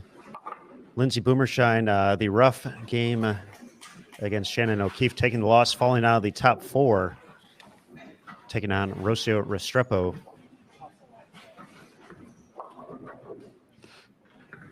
Great shot there from Julia. Brianna Cote starting off with 4 in a row. Sandra Gongora with the front 5 against Dasha Kovalova. That's a big match as well, up on 3 and 4.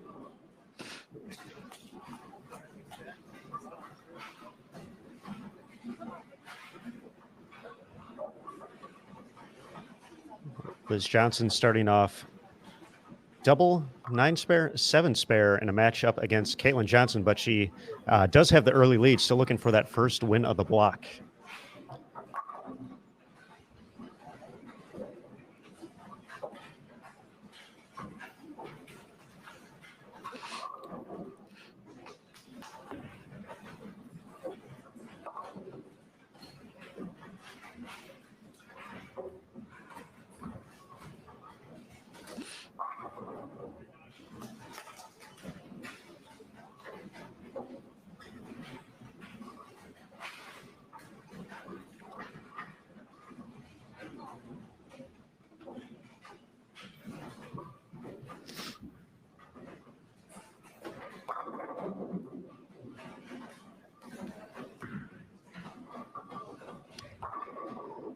All right, our first look at Jillian Martin here in game number 5 of 6. Position round coming up next, folks, right here on Bowl TV. 1 pin behind Liz Johnson, looking to move into the top spot. Stepladder finals a little bit later tonight, 9 p.m. Eastern, right here on BowlTV.com. Looking for 6 in a row and does not make it up the hill, 2-8.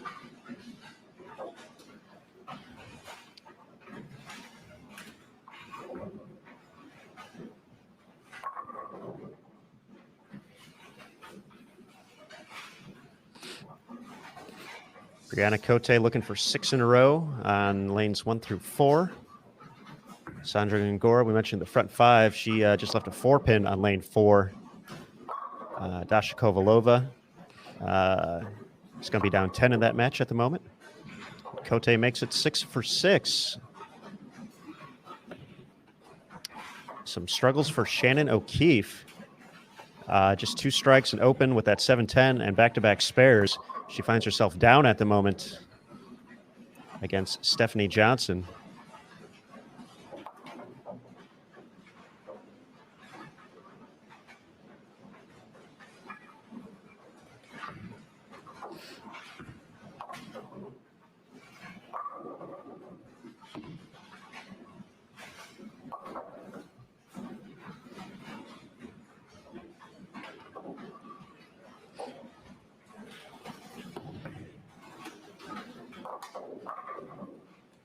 Late trip of the 10. My goodness.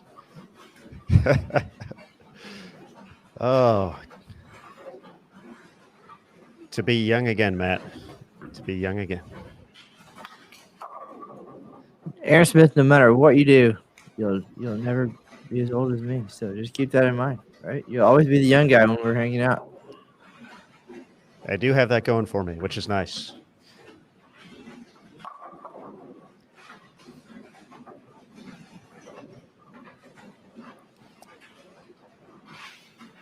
That match between Sandra and Dasha is going to tighten up a little bit. Sandra, after the spare in the 6 with the front 5, 2-8-10 in frame 7. So that is going to, assuming she takes the 2, drops her down into a max of 255. Dasha Kovalova still has 269 out there.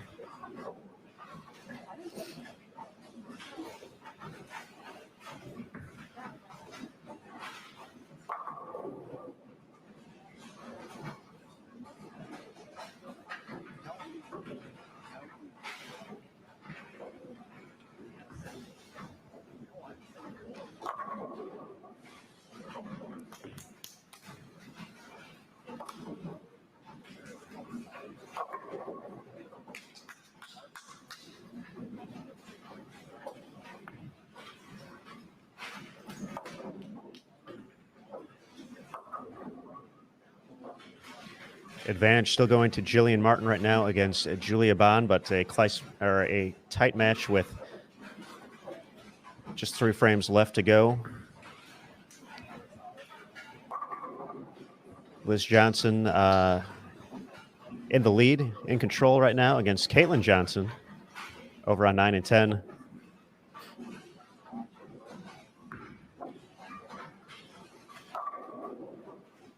Over on 11 and 12, Stephanie Johnson with the advantage over Shannon O'Keefe. Brianna Cote has made it 7 in a row.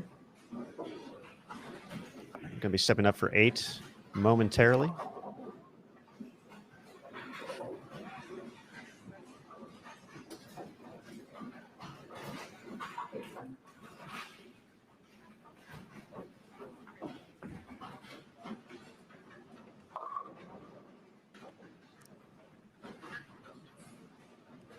Julia will take the hit there. Not the way she planned it.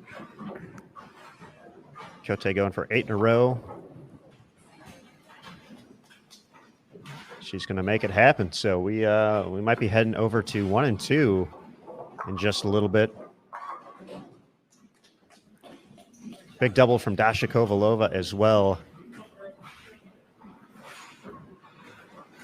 Her matchup against Sandra Ngora on 3 and 4.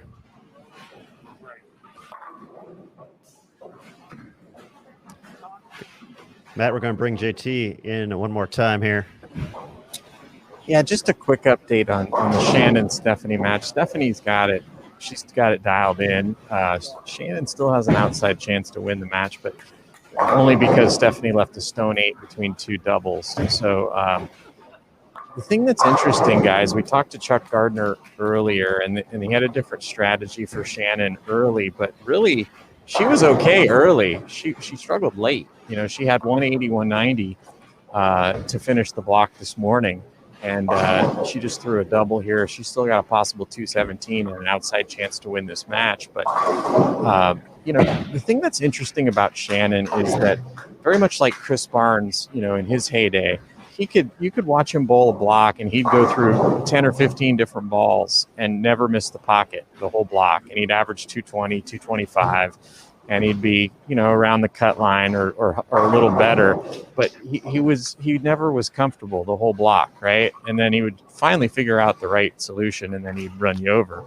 That's kind of where Shannon is right now, but she really needs to figure out what to do late, right, on this block. And it's really important that she not shoot 180 this game, so that she's still in striking distance going into the position round. And then she'll have 5 minutes to kind of think about a different strategy, try some different balls, and then maybe shoot a big game to get in there. But, you know, that's just kind of the perspective on, you know, she hasn't had it late on these blocks. JT, one player we haven't talked much about, but is right in the thick of things right now and is in a very tightly contested match with Dasha Kovalova, is Sandra Gongora. So I don't know if Chuck has had any updates on her, but it'd be interesting to hear about that. Yeah, for sure. But it certainly looks like the players that are circling the ball right now are having the most success. So Sandra's one of those players. All right, and Dasha Kovalova just gave her an opening. By the way, Stephanie just split in the 10th to give Shannon a chance to double to pull out the match. So she can go from shooting 180 to picking up 47 pins here. So, you know, that's a 60-pin swing, which would be absolutely monumental. 100% JT. It's getting crazy. All right. Are you ready for this magic number round? I think I am. All right. We'll let you get the pen and paper ready. We're going to go ahead. Tight matchup here. Julia Bond, Jillian Martin.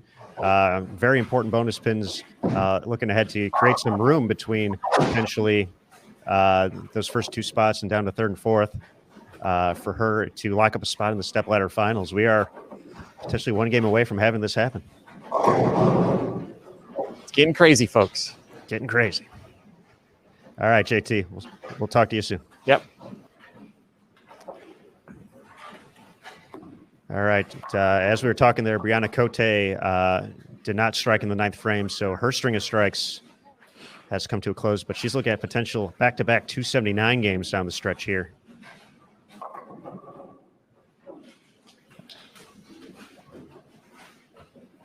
An update on three. Sports is all about peaking at the right time, right? So this definitely is it. In the Sandra Dasha match, Dasha can shoot 246, max for Sandra 255. So potentially another situation where she has to go up and double in the 10th for a victory.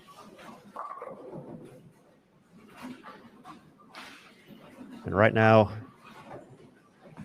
another crazy, unbelievable match unfolding. 257 for Julia Bond, but if Jillian Martin strikes on the first shot, that's another win for her.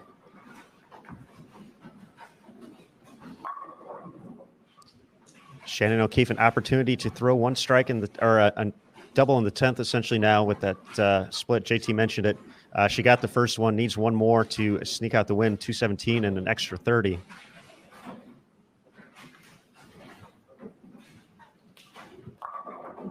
And, the 7-10 strikes again. Terrible timing for Rowe.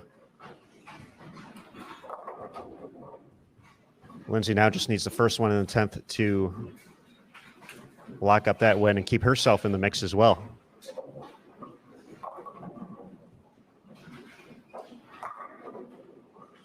Shannon rang a 10-pin. She's not going to get the victory. Going to be in the 2-0s. Strike to win, Jillian Martin. Too good. Yes. I feel moxie isn't a word we haven't used yet today. So just Wow. I'm so incredibly impressed right now. I'm running out of things to say, Matt. Well, there's not much to say. Just one of those opportunities where the bowling speaks for itself, right? Aaron Smith, she's going to be in the 270s, picking up 30 bonus pins and much needed at the right time. So, yeah, we just sit back and we just let it happen. Let the bowling tell the story. Brianna Cote gets the win with 267. Dasha Kovalova is going to get the win with 246. Sandra Gongora left a 10 pin on her first shot, so she maxes out at 234. So a big game for both Dasha and Brianna to solidify their spots in the top 4, because nobody else really made a move in that game. We mentioned Shannon, 206 with a loss. Lindsay is now going to have the loss as well, with that 7 pin not falling out, and only 208. And Jillian Martin is going to be leading the PWBA ITRC Classic, heading into the position round 278 in the victory.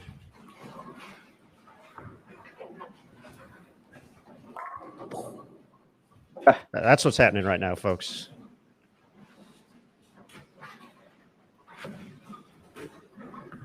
Excellent comment in the chat there from Jennifer to break out the thesaurus. So we're used to AP style book, but thesaurus is necessary at the moment.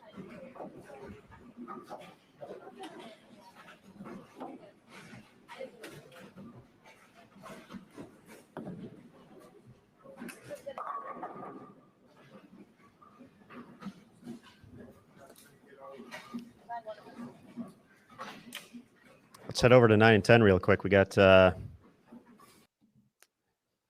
think that's the only game still ongoing. That's Liz Johnson. She is going to fall to second.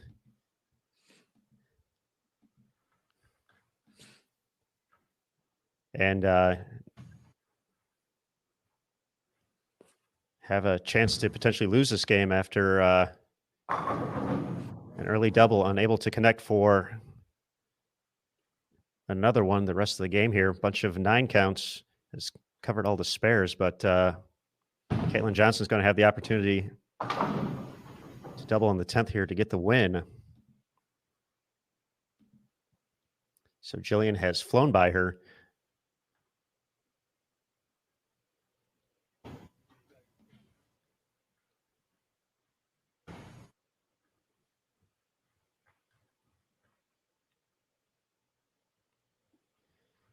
Brianna Cote added another 97 on top of that, so she's going to get to 849 over.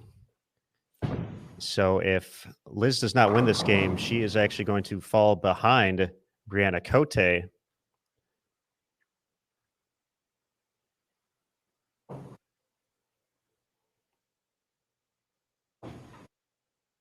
And Dasha Kovalova. She could fall to 4th in this game.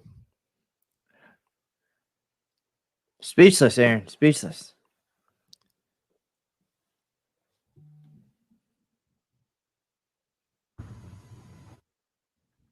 And Caitlin gets the first one.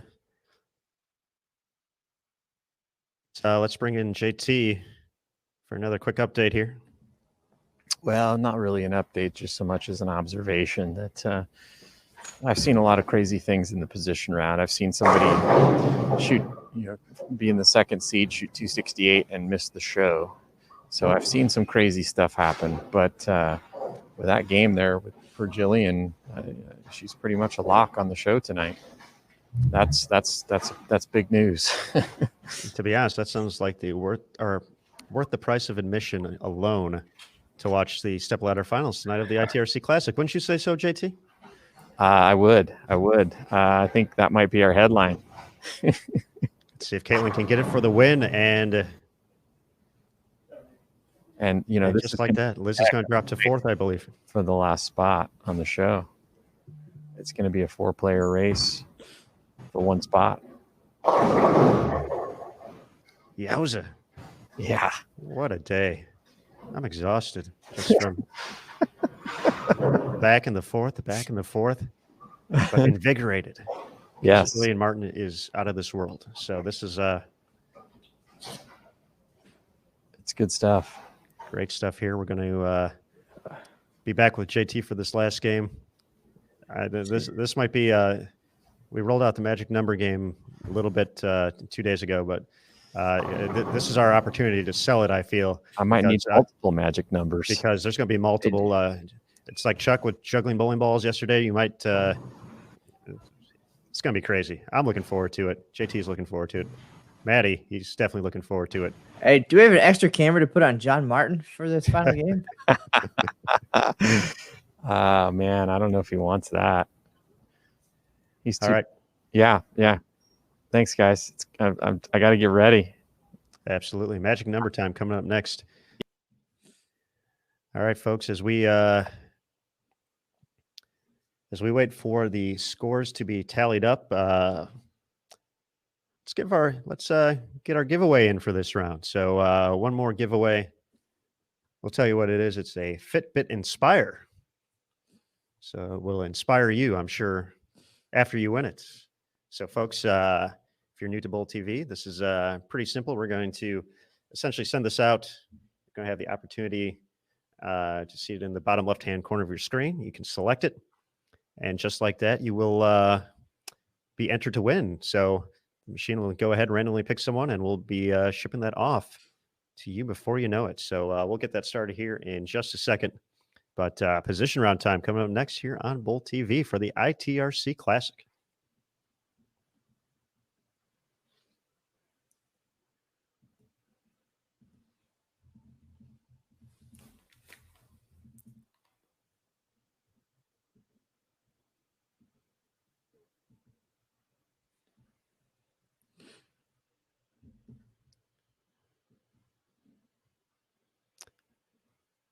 All right, folks, and it's away.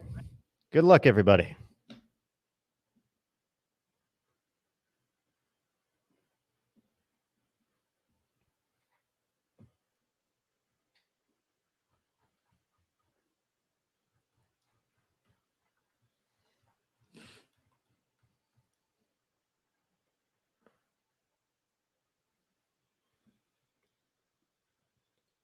Once again, all you have to do, click Submit Entry,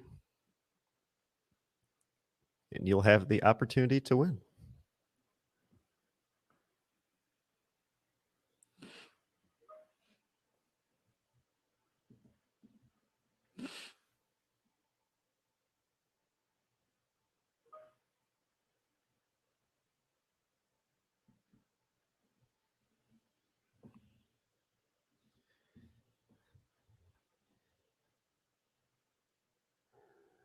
Once again, folks, position round of the PWBA ITRC Classic, the second event of the 2021 PWBA Tour season, and second event of the Kickoff Classic Series is coming up next. Our tournament staff quickly verifying scores to make sure competitors are heading off to the correct lanes in the ever fun position round. 1 will take on 2, 3 will take on 4, 5, and 6, so on and so on throughout the course of the house. They will get a brief warm-up session of 5 minutes prior to the start, since they will be taking a quick break here. So that's what we have on tap.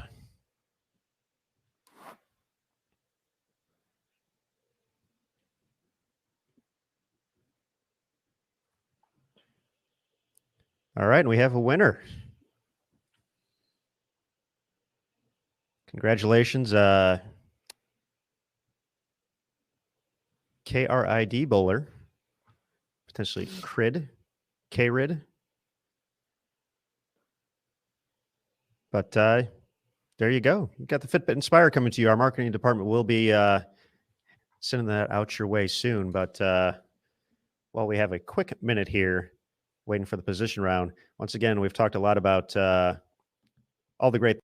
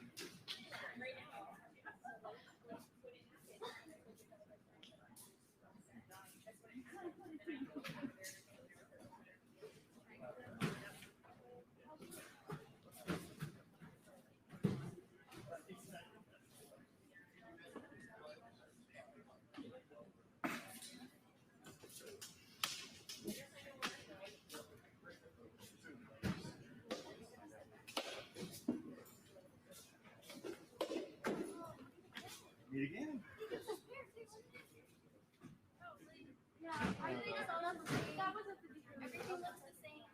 Hey, what's the thing? The weather's the same. It's unbelievable. I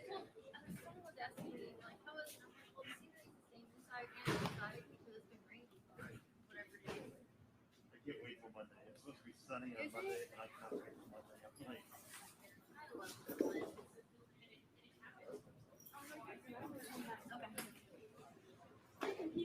All right, ladies and gentlemen, we have your position round games. On lanes 7 and 8, we have our tournament leader, Jillian Martin versus Brianna Cote. On 9 and 10, Dasha Kovalova versus Liz Johnson. On 11 and 12, Sandra Gongora versus Shannon O'Keefe. Coming on down to lanes 1 and 2, Lindsay Boomershine versus Julia Vaughn. On 3 and 4, Caitlin Johnson versus Stephanie Johnson. 5 and 6, Rocio Restrepo versus Taylor. All right, ladies, your lanes are coming on. I'm just kidding. I'll wait for you.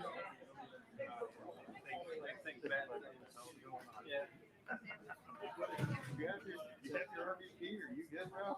Yeah, they got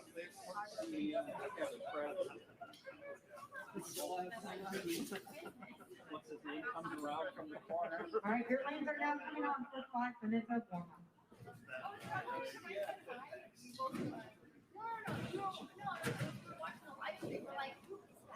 We're trying to blow it up.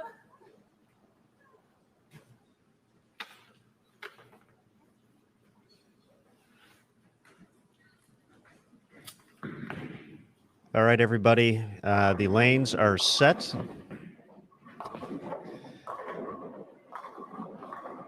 We will have a 5-minute practice session to allow everyone to get loose once again. As we roll across the screen there, the scores now available after 20.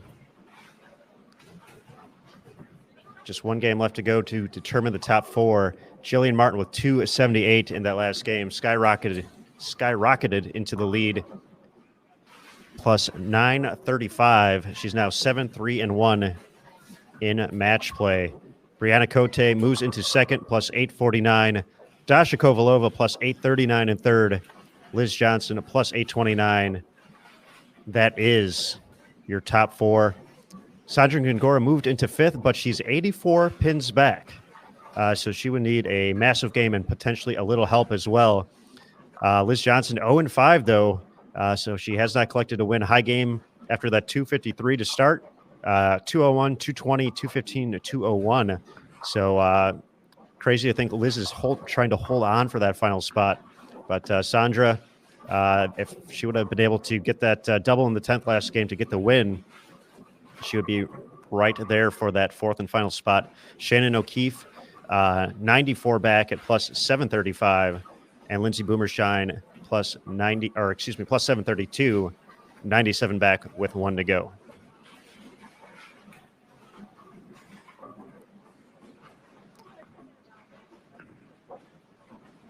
So right now, your 1-2 match on 7 and 8. Jillian Martin against Brianna Cote.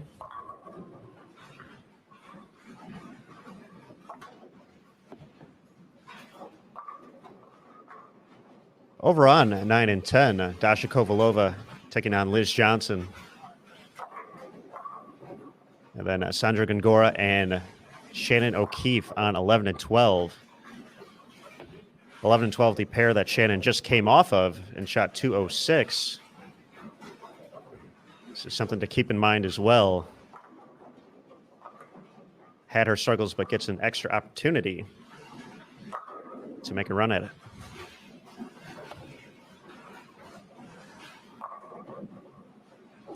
Other matches ongoing across the house. Over on 1 and 2, Lindsey Boomershine taking on Julia Bond. On 3 and 4, Caitlin Johnson versus Stephanie Johnson. And on 5 and 6, Rocio Restrepo taking on Taylor Boltice.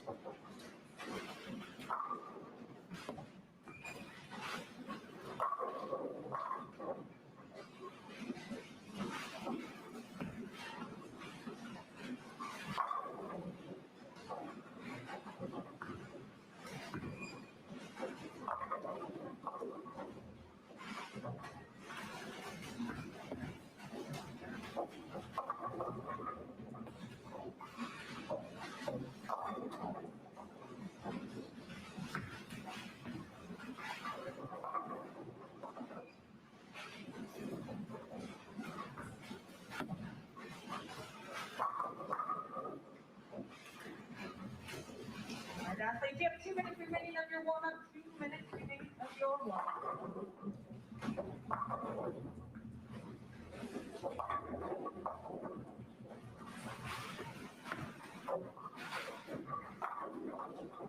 All right, you heard the announcement there. Just 2 minutes left in practice before we get to the position round final game.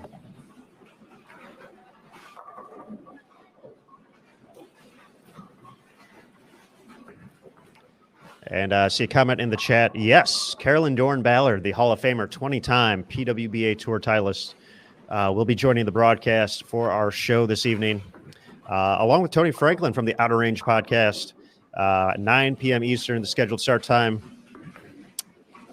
I think we're going to be on time today, folks. You know, knock on wood, outside of any crazy circumstance of a potential roll-off. But looks like we are a little bit ahead of schedule compared to, it was a little bit closer, but we made great time to get out there pretty quick during the Bowlers Journal Classic. But looks like we are in good shape to be started at 9 p.m. Eastern, right on time here on BowlTV.com.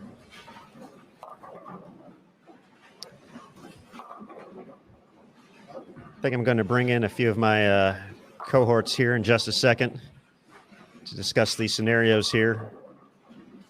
It looks like we got some magic numbers from JT, so I'll bring in Matt first and then JT. And JT, all right, we'll let you start it up. The magic number is the number that a player needs in order to lock themselves on the show, okay? So that's guaranteed in the top 4. Jillian's magic number to make the show is 161. That includes bonus pins. So it's either 161 scratch or 131 scratch with a win. She obviously wouldn't win with a 131. Brianna, 227 is her magic number. Dasha, 237. Liz, 247. Obviously, that will change depending on what Sandra Gongora does. And obviously, if Shannon gets ahead of Sandra, then she will become the chaser, and the magic number would change based on that. So that's how it works. I'll keep updating it as the game goes. All right, JT, we will kick things off. What pair you think? Do we want to take a look at that 5-6 match, 3-4? Stay here with Jillian and Brianna. Well, it's all good, but It really, really is. the key is what happens in the 5-6 match because they're the chasers. So we'll keep an eye on them, and if something good's happening over there, then we can switch over. But I will keep you updated if you guys want to watch Jillian. I think a lot of people probably do want to watch Jillian. Unfortunately, she's on a pair where we're also watching the 11th and 12th place players. So might make sense to kind of jump back and forth whenever Jillian's up, and then over to the other folks when they're up. All right, we'll start over here on lanes 5 through 8 as Jillian it's one strike closer to 161 now and locking up a spot on the show. All right, JT, we'll catch up soon.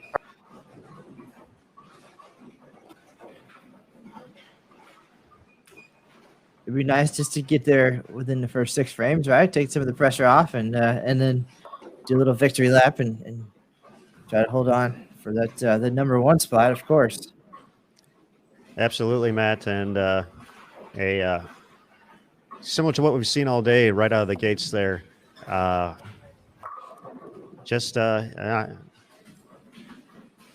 still just having a hard time kind of picturing how this is. How this all happened. It's so crazy. It's so great for the sport of bowling. The PWBA is back, and the next generation is alive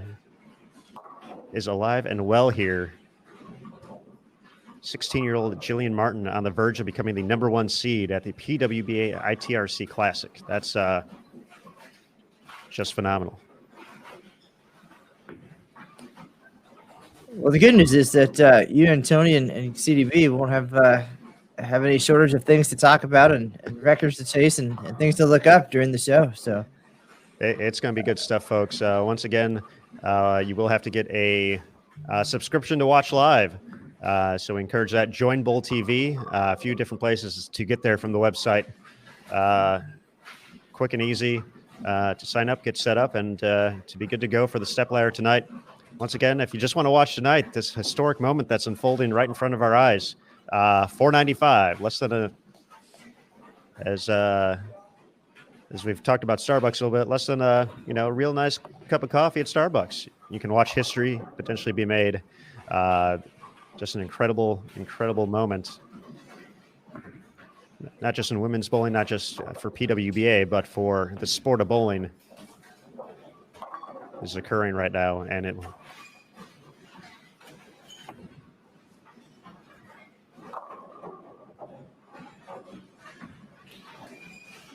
And we got to make it interesting, though. So that pesky 710 sneaking up there. Let's take a quick glance around. Liz Johnson against Dasha Kovalova. Liz has gone strike spare so far. Dasha strike, looking for the double early. Yeah, it looks like she leaves the 10 pin. Shannon O'Keefe an early split on 11 and 12 against Sandra Gongora. Spare in the second.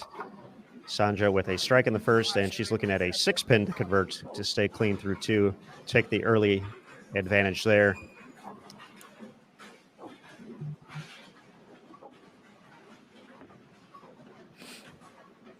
Brianna Cote with the early double and the advantage.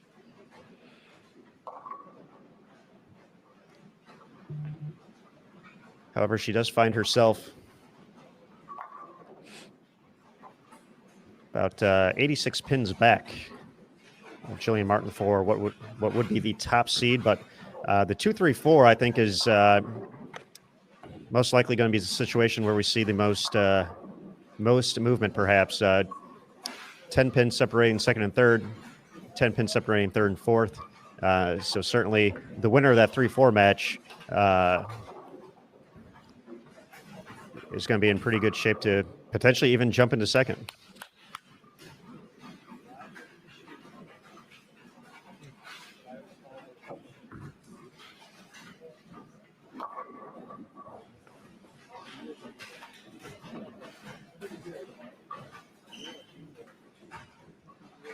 Now, Matt, you've had the opportunity to travel the world covering Team USA, Junior Team USA. You've gotten to see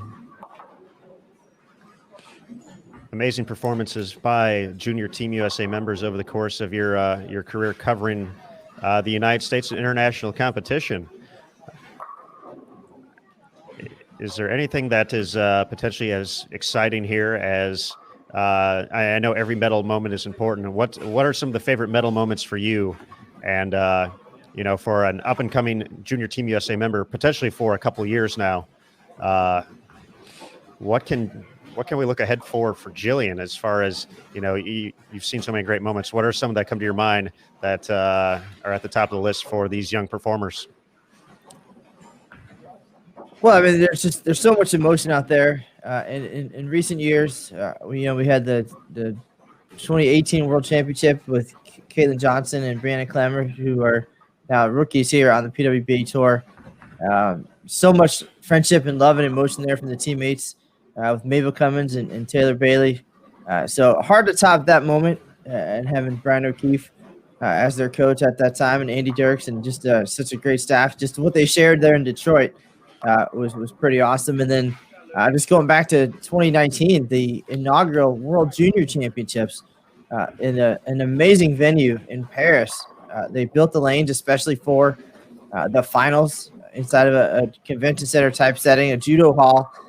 So to win on that stage for Mabel Cummins and Cameron Peters, there was nothing like that. So they're so innocent, most of them at that time, and just appreciate the moment for what it is. And in some cases, I don't even think they understand the moment as much as they will down the road. I think that's sometimes, just walking around some of those cities and being in those moments, the parents and the coaches, that you have to just explain to the kids and help them, understand the significance of where they are and what they're doing, and then to look back with them, keeping in touch a couple years later, and just hear their feelings, and when they start to understand the magnitude, I think that's when all that becomes even more special too. But hard to measure. I mean, so many.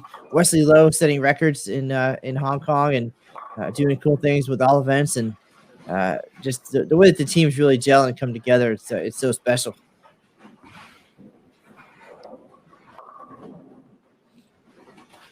Gold medal winning performances, the young competitors getting a taste of what those big tournaments mean. And Jillian Martin, although she hasn't had the opportunity yet to represent the red, white, and blue, potentially on the cusp of a moment with a similar gravity, if you will. Taking a quick look at 9 and 10. Liz Johnson, strike, spare, double. As Jillian delivers a strike of her own there. Dasha, strike, spare, strike, looking for a spare in the fourth. I don't think anything too crazy is happening on 11 and 12 in the 5-6 match just yet. Even just looking at max score, Sandra Gongora can get to 269 if she goes, strikes out from the fourth frame on. For Shannon O'Keefe, max of 249. So if you think for Sandra, 269 plus the 30 gets to... Yeah, you guys don't have to do the math. The magic number is right there.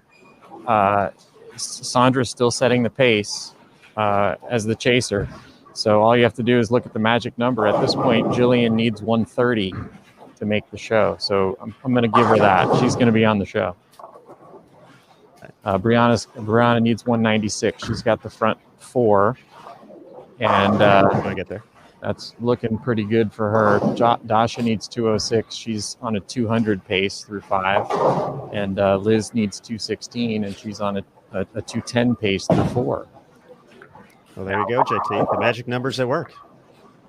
It starts to get a little complicated with the 30 bonus pins, but those numbers include bonus pins. So right now, given where Sandra is at as the chaser, that's what those 4 players would need to lock a spot on the show. Now, there could be some jockeying for position on the show, and that's exciting as well. But the most important thing is making the show.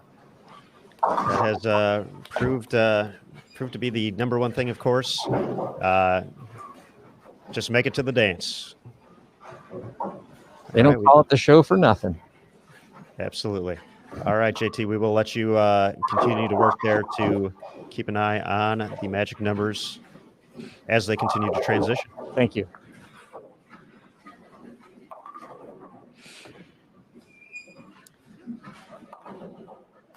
All right, Brianna Tenpin in frame number 5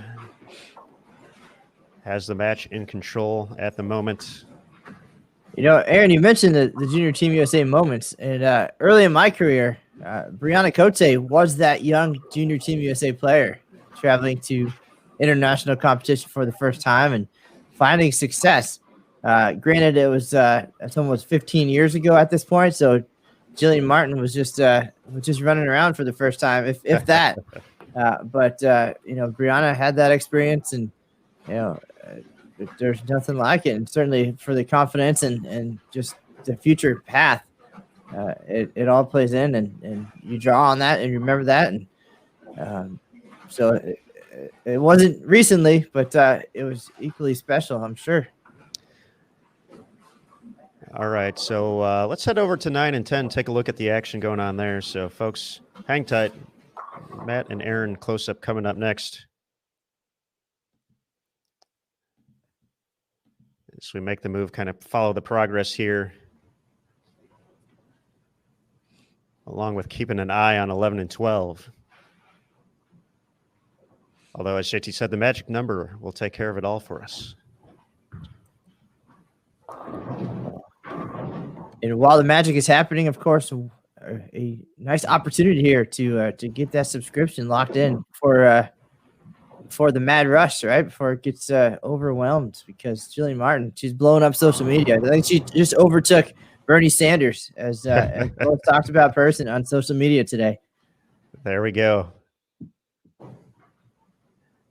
I'll just give you guys a quick update. Sandra threw another double, and so she's still chasing at the same number. So the magic numbers haven't changed.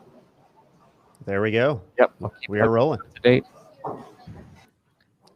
Thanks, JT. Does this make JT the magician now? Do we get to call him that? Does he get a cool nickname? I'm just wondering where he was when I was in school now.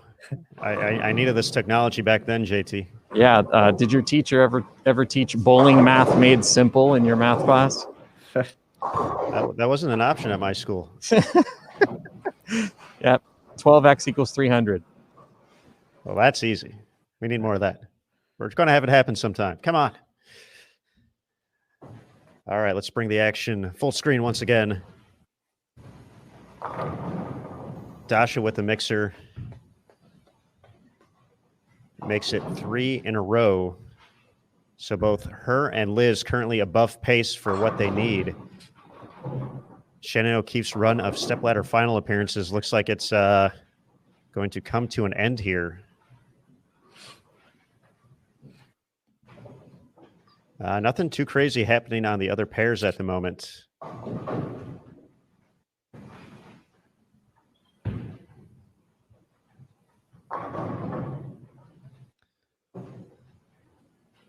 Gongora with the 8th, 9th, and 10th frame left to go to shoot 269. Once again, magic numbers scrolling across your screen.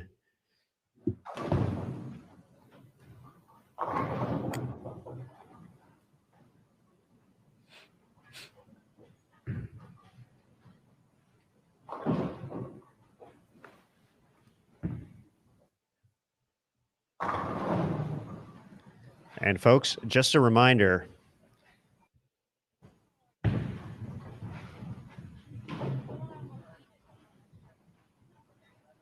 because we are potentially a frame or two away from Jillian Martin officially locking up a spot on the show, this is your time to buy your Bowl TV subscription. Once again, we've had all this great coverage for free with the login. That's going to change for the stepladder final tonight, 9 p.m. Eastern. You will have to have a subscription to watch this historic moment come to fruition, and you're not going to want to miss it. We see the 4 currently in the number. That's going to be a great show no matter what. If Sandra gets another one, you see the shot on lane 12. She's keeping them honest on 9 and 10. But this moment is coming up. We're going to have about an hour, so you have some time still, but certainly don't make haste if you want to check it out. Once again, Just a one-time pass to watch the live step ladder finals of the ITRC Classic tonight. $4.95. That's not too much to be a part of bowling history, folks. And as 3 consecutive 9 counts for Liz Johnson, and that's starting to make it a little closer here, JT. Yeah, Sandra just threw another double, so she's all the way to the 9th frame. She's still got possible 269, so she's keeping the pressure on these other ladies for a spot on that show.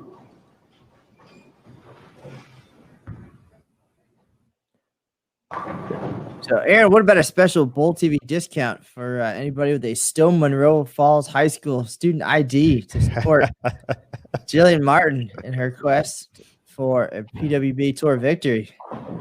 I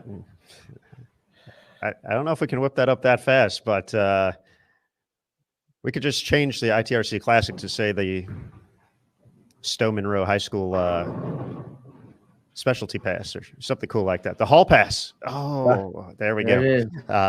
We got around to it. You go to school with Jillian Martin, you get a hall pass for tonight. Very nice. Nice 5-7 conversion there from Brianna Cote. She is in the lead in that matchup against Martin over on 7 and 8. Up by 41. Jillian can make it 31 in the 8th if she's able to double, but essentially just a shot or two away from locking up that spot on the show. Yeah, Bree would have to win this match by 57 pins to overtake Jillian and take the lead. So it's still possible that Bree could be our number 1 seed. And the 10th frame is going to be coming up shortly for Sandra Gongora.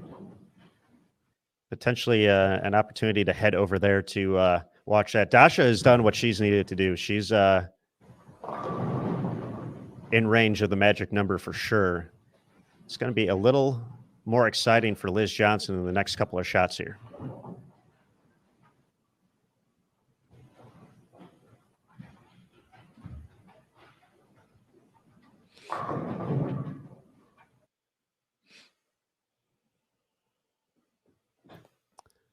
So Sandra will be up on lane 12.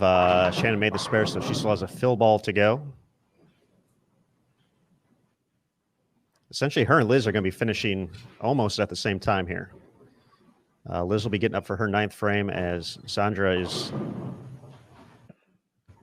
getting ready to go for her 10th.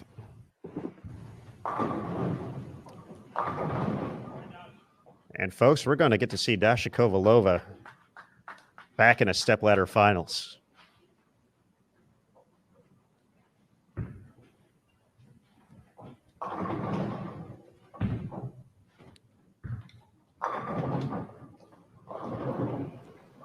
Well, it's coming down to Sandra and Liz, and Sandra is about to get up in the 10th to try to keep the pressure on Liz. All right, I think we're going to get Liz first here, then we'll make the switch over to Sandra. If Sandra were to strike out, Liz would need a spare 9 count to make the show. There's the first strike. Let's head over to 11 and 12 real quick.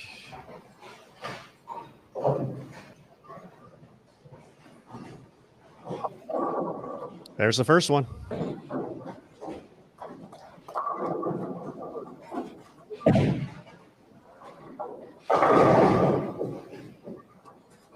Who's going to go up next, JT? You're on site. You can see a little bit better than we can.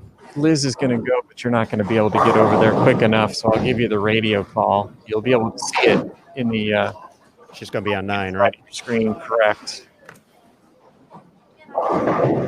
Remember, 9 spare 9 locks Liz on the show, no matter what Sandra does. Oh.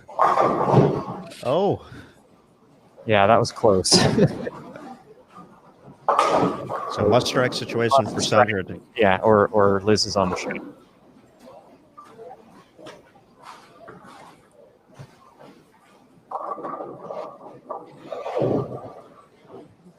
And the 2-pin is going to slow down Sandra. Going to finish with 250 and get the win, but is not going to be enough. Liz takes care of the spare.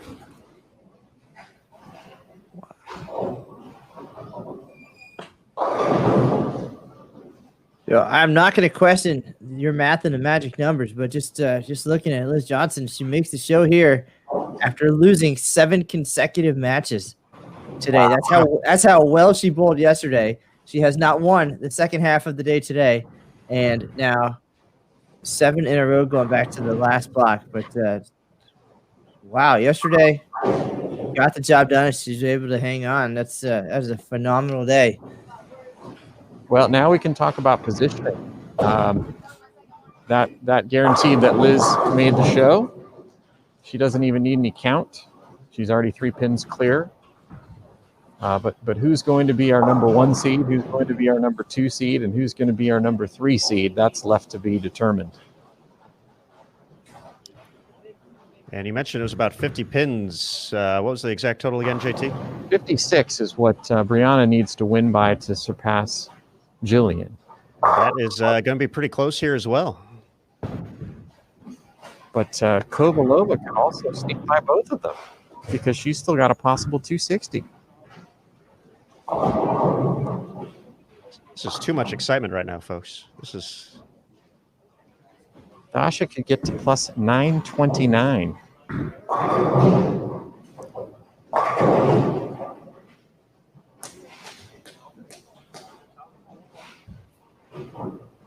Bree, if she were to go off, she can shoot 256. And that would put her at plus 935. She would hold on with all 3 in the 10th. Yep. Jillian can still strike out for 204. That would put her at 939. She'll be stepping up last. Bree gets the first one to kick off the 10th. Sending everything over at that 7 pin.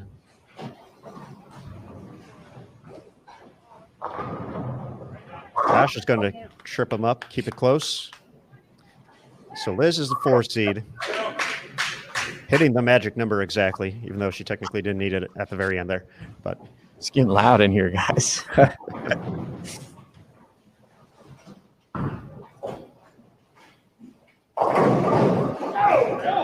That was huge. What a huge strike there. That puts Brianna. I'm sorry. Sorry, guys. I'm a little bit ahead of you guys here in the. Spoiler alert, JT. Yeah, sorry. That's a great shot there from Dasha. But Bree gets it. A good count here for Bree. Will keep her ahead of Dasha. But Jillian can still get to the top spot. Correct. Woo! Yeah. All right, let's head back to 5 through 8. We'll get Brianna's last shot.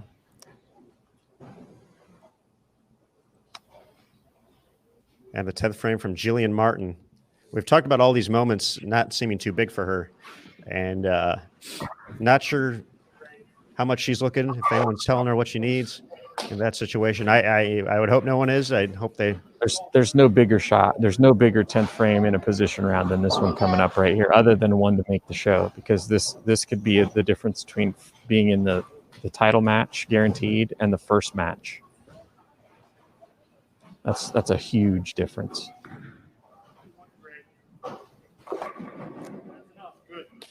How about, she's kind of flown under the radar today, but Brianna Cote is bowled unbelievable. We've been caught up with the Jillian Martin show, but Brianna has just been so incredible all day. So it's great to see Bree in a stepladder final once again here on the PWBA Tour. And that's 801 for her last 3 here for Cote. Wow. Just great stuff. Here's Jillian looking for the first one in the 10th. Oh. Get him to mix. One more now.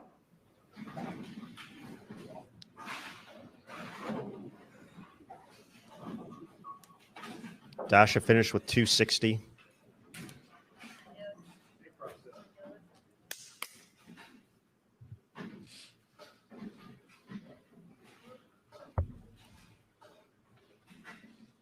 So Jillian needs a mark here to stay ahead of Dasha. Is that right, JT? Or excuse me, no, she'll need the next one. I thought she had 5 there.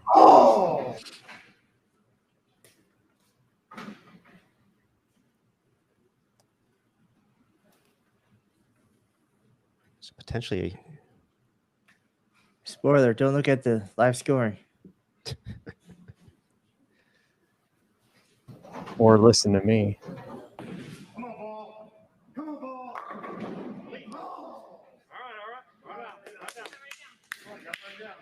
so right now, if she covers this, she drops 6. That puts her at plus 929 as well, which would be tied with Dasha. Brianna would be the top seed.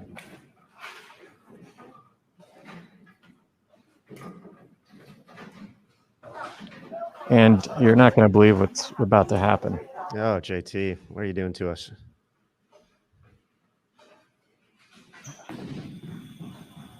Oh no! She There's a fouled? foul. She Oh, my fouled. goodness. To cost her a chance at the 2 seed. Oh, wow. What? But she made the Goodness. show. She made the show. Hey, What? now we get to watch all 3 matches, right? That could be true, and we get a rematch once again. Remember what happened last time? She shot 289 against Liz Johnson. She's going to get the opportunity again in the opening match of the stepladder finals of the ITRC Classic. Unofficially, Brianna Cote, the top seed, Dasha Kovalova 2, Jillian Martin 3, Liz Johnson 4. They're going to confirm the scores, but we have a TV show to get ready for now, JT, don't we? Wow. If it's close to as good as that, you're in for some extreme entertainment tonight. Holy cow, that was just an absolute 260, 250, a foul. I'm literally standing right next to the player, so I want to be jumping up and down and screaming right now, but I got to try to hold it in. But I mean, that was absolutely insane. Whew, yes, it was. All right. You hear? I'm assuming what Dasha, or excuse me, what Tennille is announcing right now is echoing what we had. Yes, correct. Okay. Well, we're going to let it go then. JT, we're going to let you start getting ready, and we're going to wrap up the show here. Magic number worked. Magic number, baby. Woo! All right. All right. Thanks to Jason Thomas. We are. I'm still not 100% sure what just happened, but that was one of the most excellent times of my life. JT and the magic number coming through in the clutch. Wow. Brianna Cote, 256 the final game. Dasha Kovalova pushing her all the way, 260 to secure their spots in the 1-2 seeds. Jillian Martin, the opportunity to tie. That foul, that's crazy. Hopefully that momentum change at the end there doesn't necessarily slow her down too much. She had 278 the game before to move into the lead. But holy cow, talk about a first matchup here in less than 1 hour. Jillian Martin, the 16-year-old standout against the 24-time titleist, Hall of Famer Liz Johnson, Matt. Goodness gracious. Well, it's everything that we promised and more coming up. And again, the greatest of all time taking on the young phenom and then to climb the ladder, the major champion, 300 shooter on TV, and then Brianna Cote. All that she's done, some ups and downs, some victories for her, some heartbreak back in 2019. So it's going to shape up to be a sweet one tonight. And now the good news is folks have 1 hour left to go ahead, and there's going to be a traffic jam. It's going to look like I-30 after a Cowboys game. There's going to be so much traffic trying to get into Bowl TV right now. So get in there quick, be the front of the line and get those subscriptions set up for tonight. That's correct. You've been watching with a free login this whole time. That won't be available for the free or for the stepladder finals. That's going to be live. You need a subscription, annual, monthly, event pass, or just for the ITRC Classic, $4.95. Get in for this historic moment. You're not going to want to miss it. So we're going to be back in actually probably closer to 45 minutes with the pregame show. Matt's going to be joining Tony Franklin and the Hall of Famer Carolyn Doran Ballard before we kick things off at 8. We're giving away stuff too, folks. 3 bowling balls, 1 from Roto Grip, 1 from Brunswick, 1 from Storm on the docket, and a PlayStation VR, all being given away during the stepladder finals. We're going to start getting ready. Thank you, everyone, for joining us here at the PWBA ITRC Classic. For the whole crew, we're not going to list through all of them because we need the time right now, but we're going to get ready. It's going to be epic. Check it out, 9 p.m. Eastern, right here on BowlTV.com. Let's go. And remember, folks, on Bowl TV, bowling lives here. We'll see you in an hour. ITRC Classic Finals. Let's go.